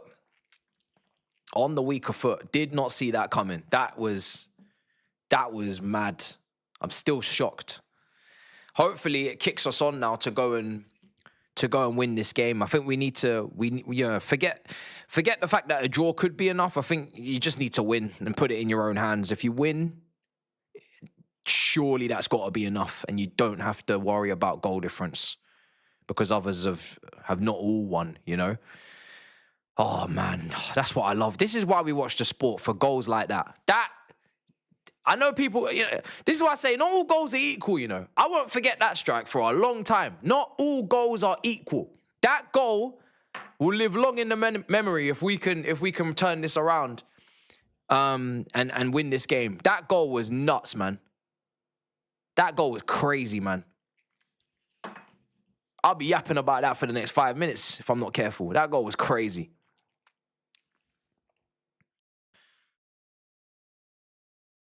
Fuck. Gotta get the win. Yeah, let me actually go through super chats because I don't know what I'm doing.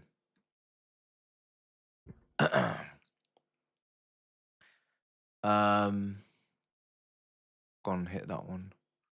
My general, you're killing it with branching out, fam. Love, brother. Big up to you, Dan. Much appreciated, brother. Big up to Man United fan for life as well. He's done membership there. Is that membership or super chat? No, super chat, sorry, but he's nothing on it in terms of words, but appreciate you anyway. We will win after this round. We beat the big teams. Let's just win. Let's just win the game. They've cleared it. Mourinho beating the biggest club, get him in.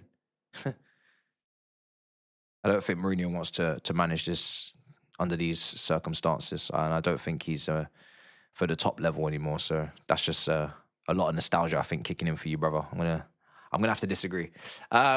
We so need a press-resistant ball carrier. That's meant to be Lavia. That's exactly what Lavia is, bro. If you're talking about in deep parts of midfield, if you're talking about higher up the pitch, then obviously we were linked with others. Fofana. That was obviously for the goal. Cleared. All your friends are in the VIP whilst you're beefing with the bouncer. Good luck in the playoffs, making all Prem teams look bad. Shame, says Glock 9. This poor performance is on Liam. Why experiment with back three formation against Napoli away from home in a game you have to win? Very naive manager, says Zach. The biggest problem with getting a manager mid-season is they usually waste a couple of games experimenting with the squad, baffling lineup, says Hamza. And then final one, Delap told us to hold that thought, can't even hate. All right. Let's see. Let's see.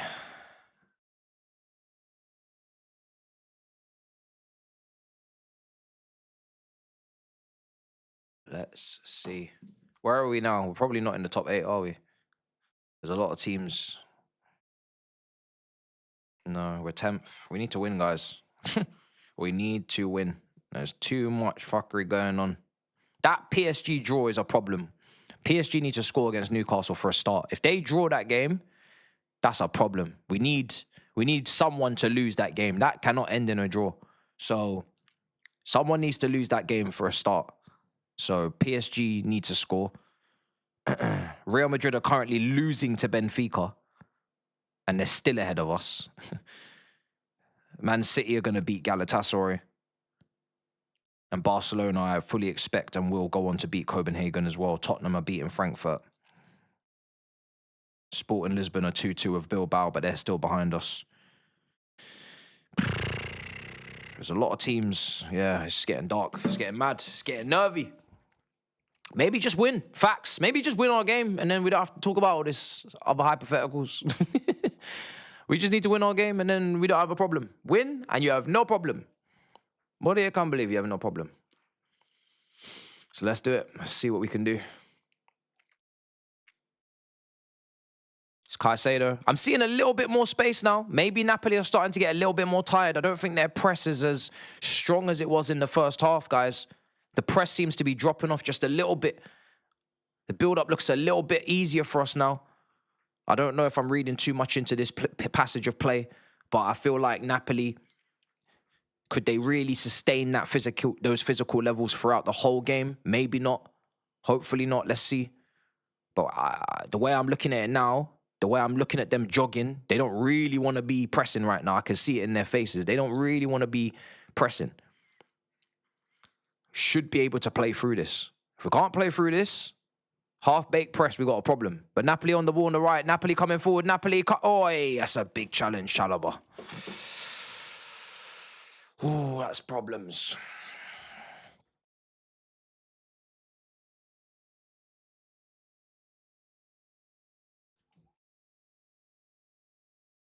Corner.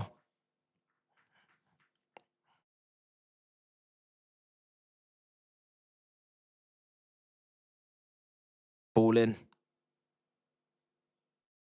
Headed away, Cucurella. Cleared. Can we get a counter out of this? Nope. No, we cannot.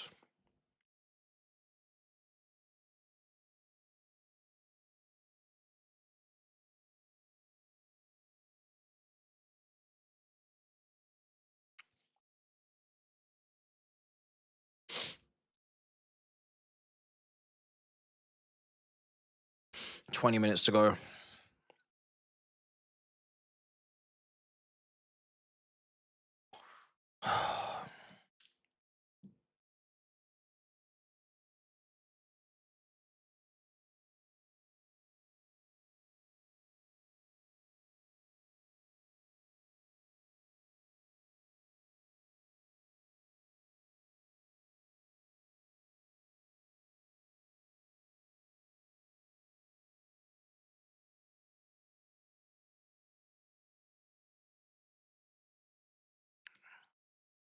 I'm glad that strike should stop, hopefully, Turkish comparing João Pedro and Gyökeres. I don't know what Gyökeres is doing tonight. Is he stat padding against Carats?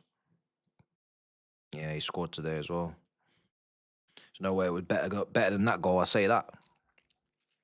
There's no way it was better than that goal.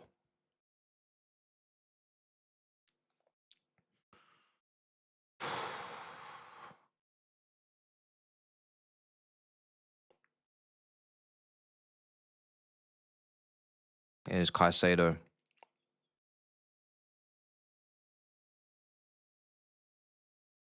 Cucurella.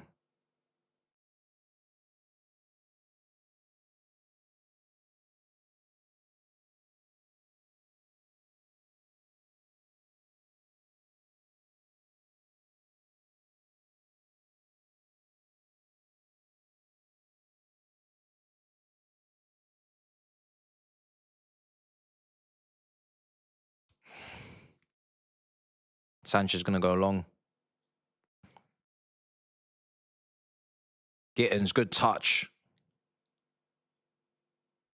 Right, come on. I see Napoli are fading, man. Last 20 minutes. Yeah, they're fading. They're fading. Come on. They're fading, chat.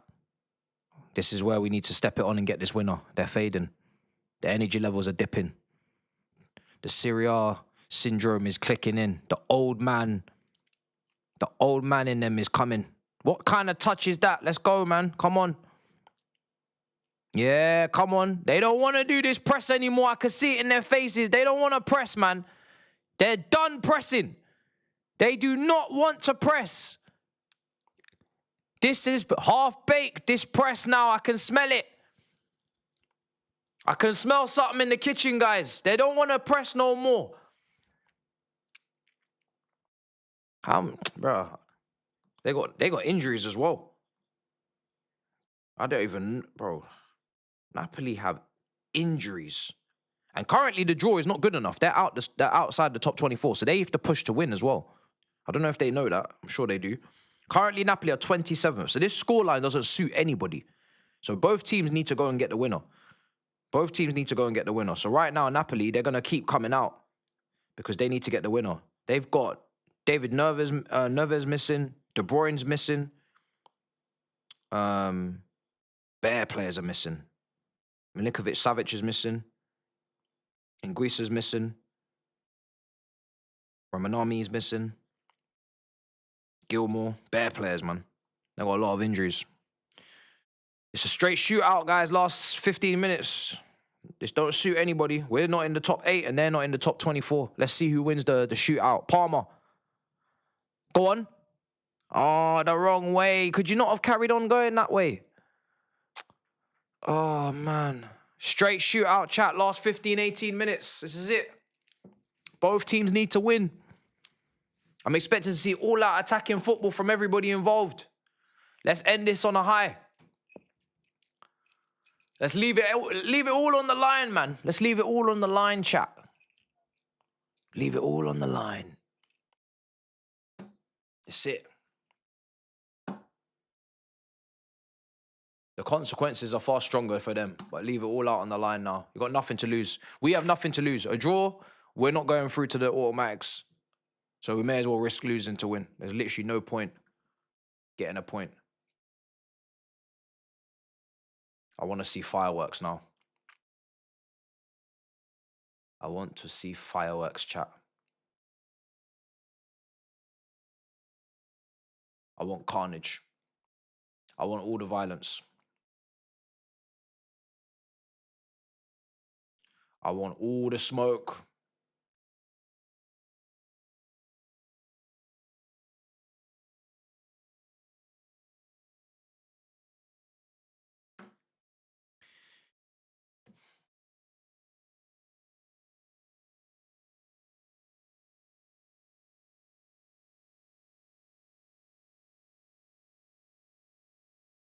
If Lukaku comes on and dares tries to get involved in this conversation here, we're going to have problems.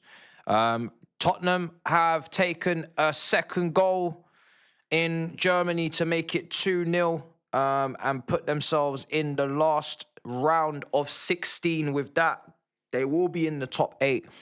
There's no doubt about it. Even if they were to draw that game as it stands, they would be in the top 8 with 15 points. So they are comfortably in the top 8, Tottenham now. So that is done in Germany. I'm going to go through all the scores, actually, just so you guys are aware of what's going on.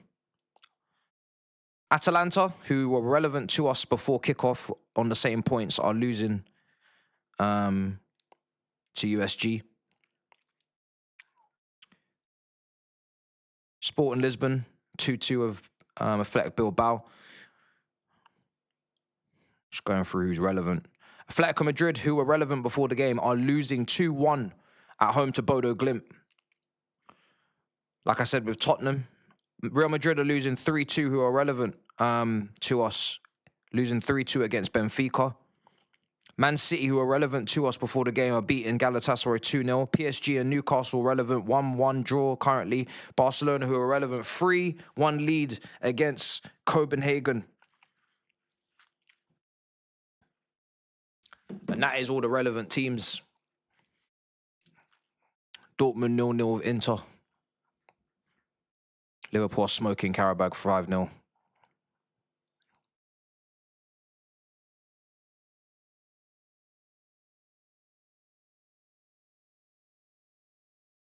Lukaku's been warming up. Yeah, I don't know if he's coming on.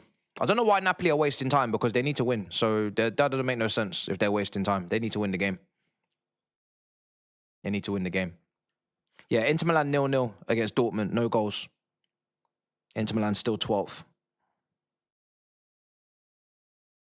Still on... I don't think they were relevant to us before the game, though, actually. They won 12 points prior. I mean, actually, no, they are relevant to a point, to a degree, but yeah. We need PSG to score. Keep an eye on that PSG game. PSG have to score. We cannot go anywhere at the moment as it stands with that PSG game as it is. And even then, we're still in trouble, actually. We'll just be 9th.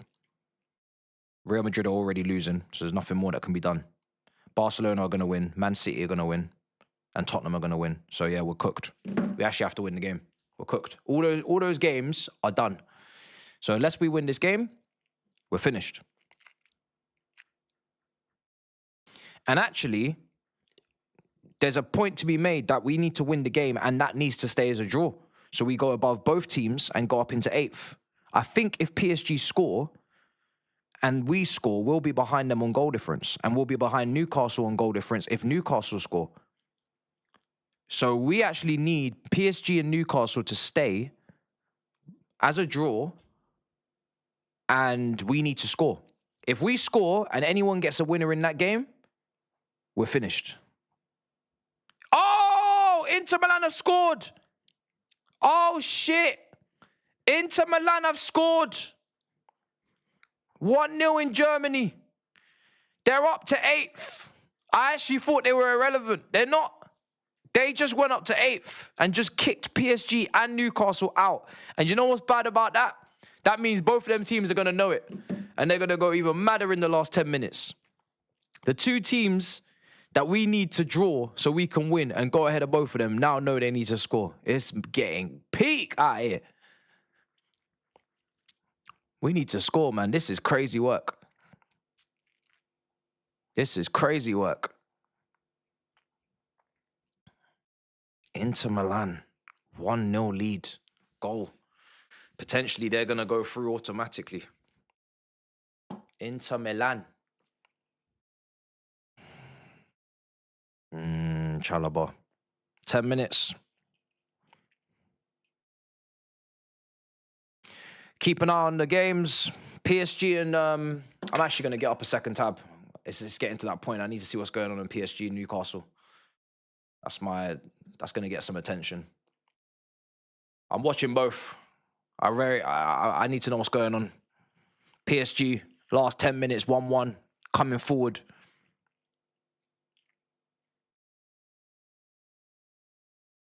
That PSG Newcastle game looks very lively as well. It's not good. It's not slow at all. It looks pretty... They look like they're both pretty anxious and high-paced, and they only need to score, both of them, so...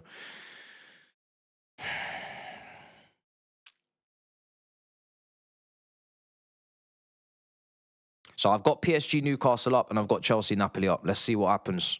Both teams, all 4 teams need to win. Go on. Garnacho, make the right decision. Oh, fuck you.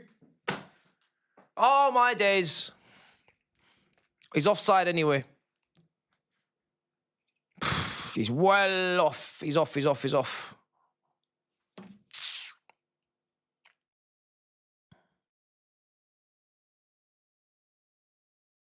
Lukaku's come on for Almas, and Spinazzola's coming off as well.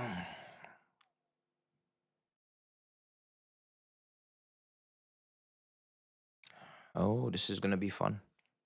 2 games, every single one of these teams in both these games need to score a goal. Let's see who's going to do something. Paris and in Naples.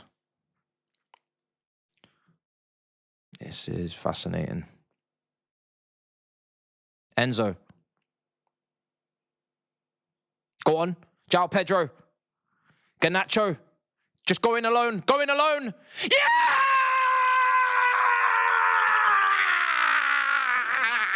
Come on.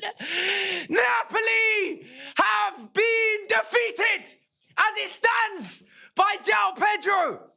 Oh my God, what is going on with this kid? Not even a kid. He is back potentially. Potentially. He's got his shooting boots on. Oh my God. Oh my God. Oh my God. Oh my God. What's going on, João Pedro? What a finish, fam! He's back! I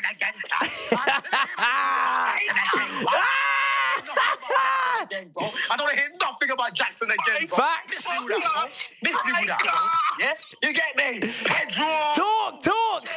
You're on stream, talk! Talk your talk! Matisse, let me hear this rubber guy. Talk about accent Jackson Jacko again, bruv. Let me hear it again. I'm so happy. Let me hear it again. I need this. Wait, you lot. This is Someone send Brighton another 5 million. Jackson's name. Someone Jackson's send name. Brighton another 5 million. Brother, Jackson's name should be extinct in this fan base. I don't want to hear that name again. I beg you One not see this. bomber-clad striker. Come here telling me, oh, he's a 10. He's a 9.5. Fuck that, he's a striker. Out-and-out striker.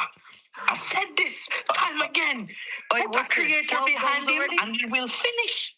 12 goals, 8 more for 20. Yeah, now we're talking. Now the numbers are going up. That's what we like to see. Now is that Now we're positive talking. light? Yeah, now you guys can gas the thing.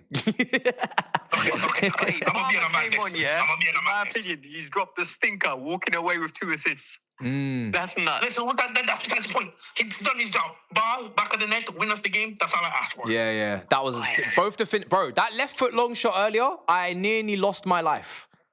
I'm serious, bro. I actually shed a tear. Oh, bro. I nearly lost my life. I was concerned that I wasn't gonna make it. I'll be real. If we get a corner and he scores a header, you know that's a perfect hat-trick, right? I know. I'll be real. We need the game in Paris to end. We need the game in Paris to end. You guys watching the PSG Newcastle game as well? I have a side eye on it. We need them to finish 1-1. No clue where we are in the league, by the way. Bro, okay, let me explain this to you. We cannot have PSG or Newcastle score because they will stay ahead of us. And then I think we'll be 9th because Inter Milan are winning as well. Actually, no, we're back ahead of Inter. We're back ahead of Inter. Yeah, right now we're 6. Yeah. We're ahead of City and Real Madrid. Because Real Madrid are Oh, getting okay, we're ahead of both. Okay, sorry. Okay, so we're good. Yeah. We're good. We just need to win. Yeah, we're good. Okay, We're good. we're good. We're good. All right. Yo, All right. talk to you guys. Chat to you in a bit. Oh, so we're ahead of Real Madrid. Good. Because I was worried that if PSG or Newcastle scored, we would be in the shits. But we're ahead of City and Real Madrid on goal difference. We're ahead of City on goal difference. We're ahead of Real Madrid by a point. So we're actually all right, regardless. We just need to win now, guys. We just need to see out the last 5 minutes. Newcastle. Part of me wants Newcastle to score because I want to see if all English teams can get their asses in this top 8. That would be mad. Can you imagine? If all the English teams got into the top 8? That would be mad. I kind of want Newcastle to score in Paris in the last 5 minutes just as a sign of solidarity between the English teams. Just because this is the only one I don't dislike. If Newcastle can go and put themselves in the top 8, that would be funny. That would be very, very funny. I'm kind of trying to see it. I'm not going to lie. Just for the shits and gigs, guys. It would be funny. Don't know what it means for us and our fixtures. If they score, if they don't. I really don't know. But I kind of want to see it. And the holders would then be in the playoffs, which they were in last year. Here's Caicedo. Enzo. Go on, just put the cherry on the top of the cake. Gittins. Just put the cherry on the top of the cake. Can we get more Gittins, Pedro, Esteval, Palmer front fours? Is that possible, chat? Can we get more of that? Look at the way Gittins just shifts his body. Can we get more of this? More of these 4 together playing? Is that possible? Too much? Too much to ask? What are we thinking, chat? Is that possible? I like the fluidity. I like the harmony. Shit, I ain't even changed the score. I'm so gassed.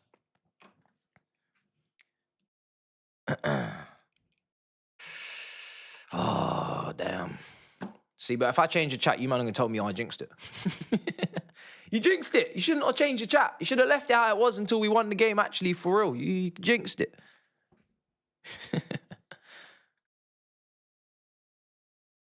Oh, man. Go on, Newcastle. Oh! How did you miss? Oh, my God, you fucked up. Harvey Barnes with the biggest chance for Newcastle at the Parc des Princes. He should have scored. It's good work from Gordon up against Marquinhos. Oh, this is awful. From Barnes. How has he not scored? Oh my God. He has absolutely fucked that. He should have scored. That was the golden ticket. That was the lottery ticket right there. Newcastle should be winning that game. That is bonkers to miss that. I'm glad they ain't us. I'll be real. I'm glad they ain't us. Here's Garnacho. Can we get the fourth? Finish this whole game. No, Newcastle will be kicking themselves. I'm actually gutted for them, I can't lie. I kind of wanted them to score that. That is brutal. That is brutal. Oh, PSG. Oh. That is brutal to not score that chance, man. If any of you lot have seen it, you're going to know that that is as bad as it gets. And I remember them going out of the group because they dropped points in Paris or something. I think they lost the last-minute goal. Some dodgy penalty was given. They don't have good memories in Paris in terms of fine margins.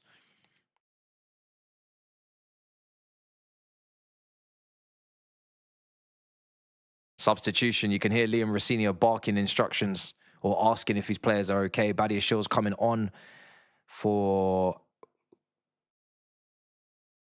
Gittins. He must not be okay if he's coming on and off. Back free. Oh. There must be a problem for Gittins there. He did have a tweak a couple of weeks ago. Same time as Estevar. I don't know if that's tactical or what.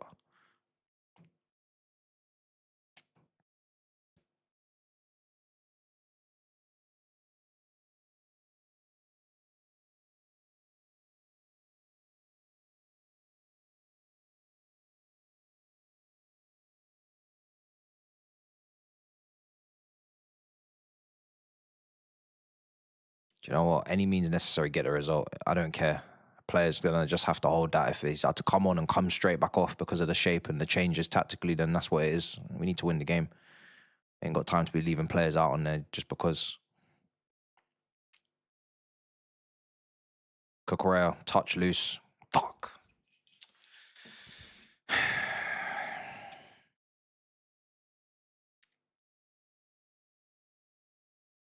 I can't believe it.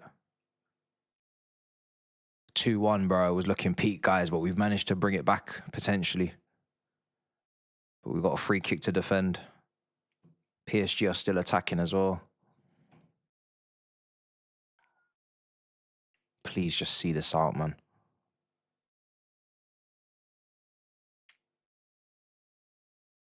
Come on, guys.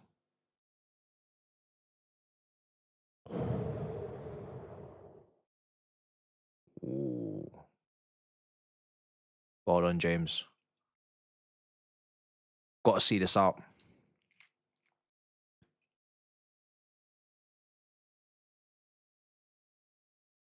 Chelsea 6th as it stands.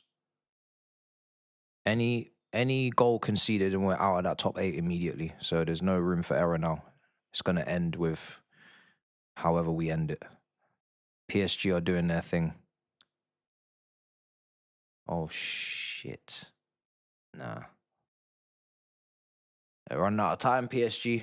They're running out of time. The holders are running out of time.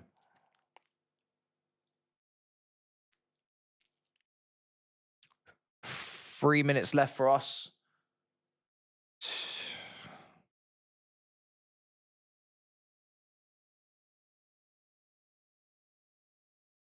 Please just see this out, man. I can go to Azerbaijan another time.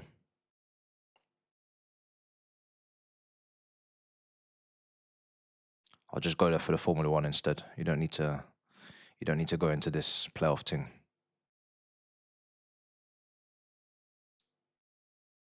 Defend this, Kokorea. Defend this. Well done. Get up, dickhead. Enzo.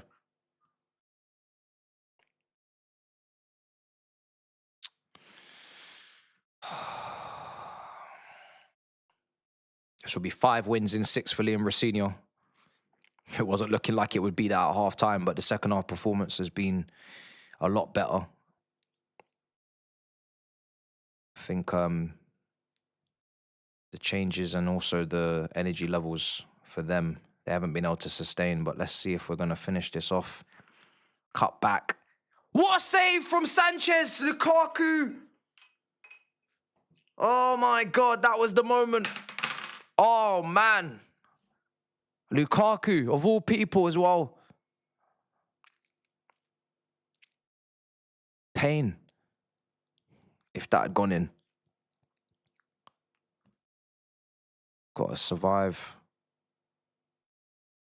Can hear the away fans going off. Garnacho, hunt that down. Send them back. Well done.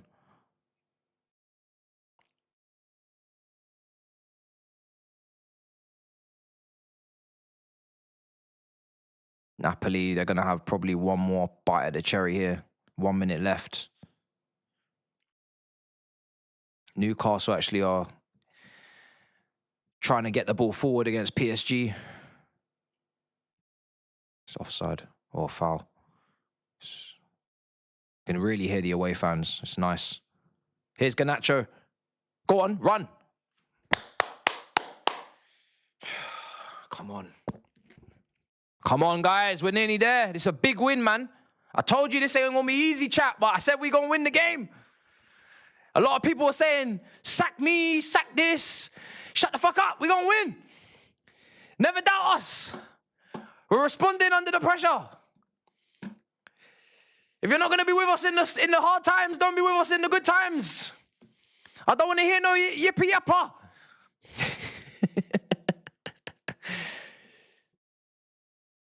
We're nearly there. We're nearly there.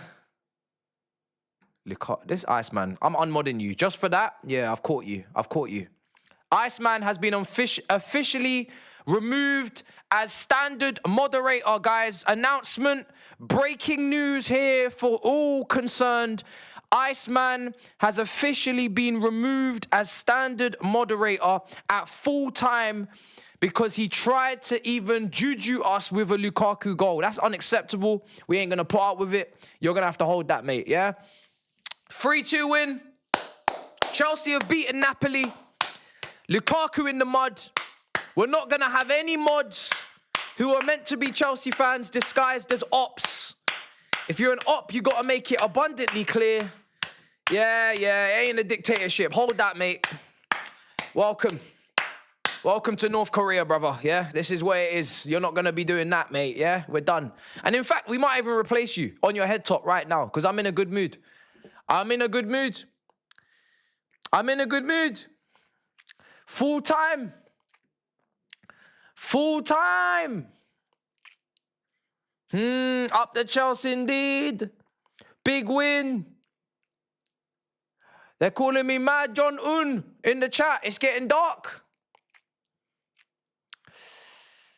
Listen, we've won the game.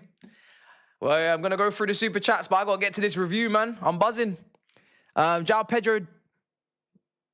I'm not going to read that because I don't know what defamation of character. I don't know what's going on there. Big up, Matt. By far my best football content creator. What do you think we will get from this season 2? Do you think João Pedro is more of a striker or a false 9-3? Do you think signing a solid centre-back is a high priority? As it stands, I still believe he's more of a false 9 because I do believe he would benefit in the way that he plays from having goal-scoring wingers. I don't think you should be playing to him. I think you should be allowing him to facilitate the play through him for others. But with finishing like that, I could eat. You know what I mean? This is why we got gassed in the summer. It's because of finishing like that. So if he can be consistent, and he has been scoring goals recently, and he's got 2 tonight, which has made a massive, massive difference to the overall look on his season so far. I do believe that, because this is a must-win game. It's a massive game. To get 2 goals, he's basically won us the game. This is his biggest Chelsea performance outside of the Club World Cup now. This is his biggest Chelsea performance of the league and Champions League campaign so far. This is a statement performance from João Pedro. So if he can keep this going towards the last 6 months of the season, and keep up this finishing, then he's going to be one of my favourite false nines of all time, because there's nothing better than having a false nine that can link up play, dribble, carry, and also finish, hopefully in the air and on the ground. And with both feet, don't tempt me with a good time. So this is the reason why a lot of us were getting gassed, is because João Pedro came in and changed our lives. We were eating at the Shard, and we were eating at Morley's prior. And then he took us back to Morley's, and now he's taking us back to the Shard. It's very, very conflicting. It's very, very emotional. And I need this guy to keep taking us to the Shard, because he's capable of raising levels. But he's got to be consistent. So hopefully this ain't no purple patch now. I need to see this carry on for the rest of the season. But yeah, I'm going to wrap up there.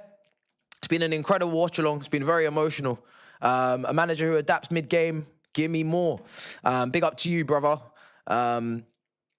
Listen, we're gonna wrap there. I can't wait to do this review, man. I'm buzzing. So let's go and put some respect on João Pedro's name, indeed, absolutely, and give him all of them flowers, because it's been one hell of a second half, game of 2 halves, and that sees us finish in the top 8, finishing 6th, and we're going straight through to the knockouts. No double flipping playoff game, guys. We're going straight through, and in the end, when I said on DR Sports we would win this game, they doubted me.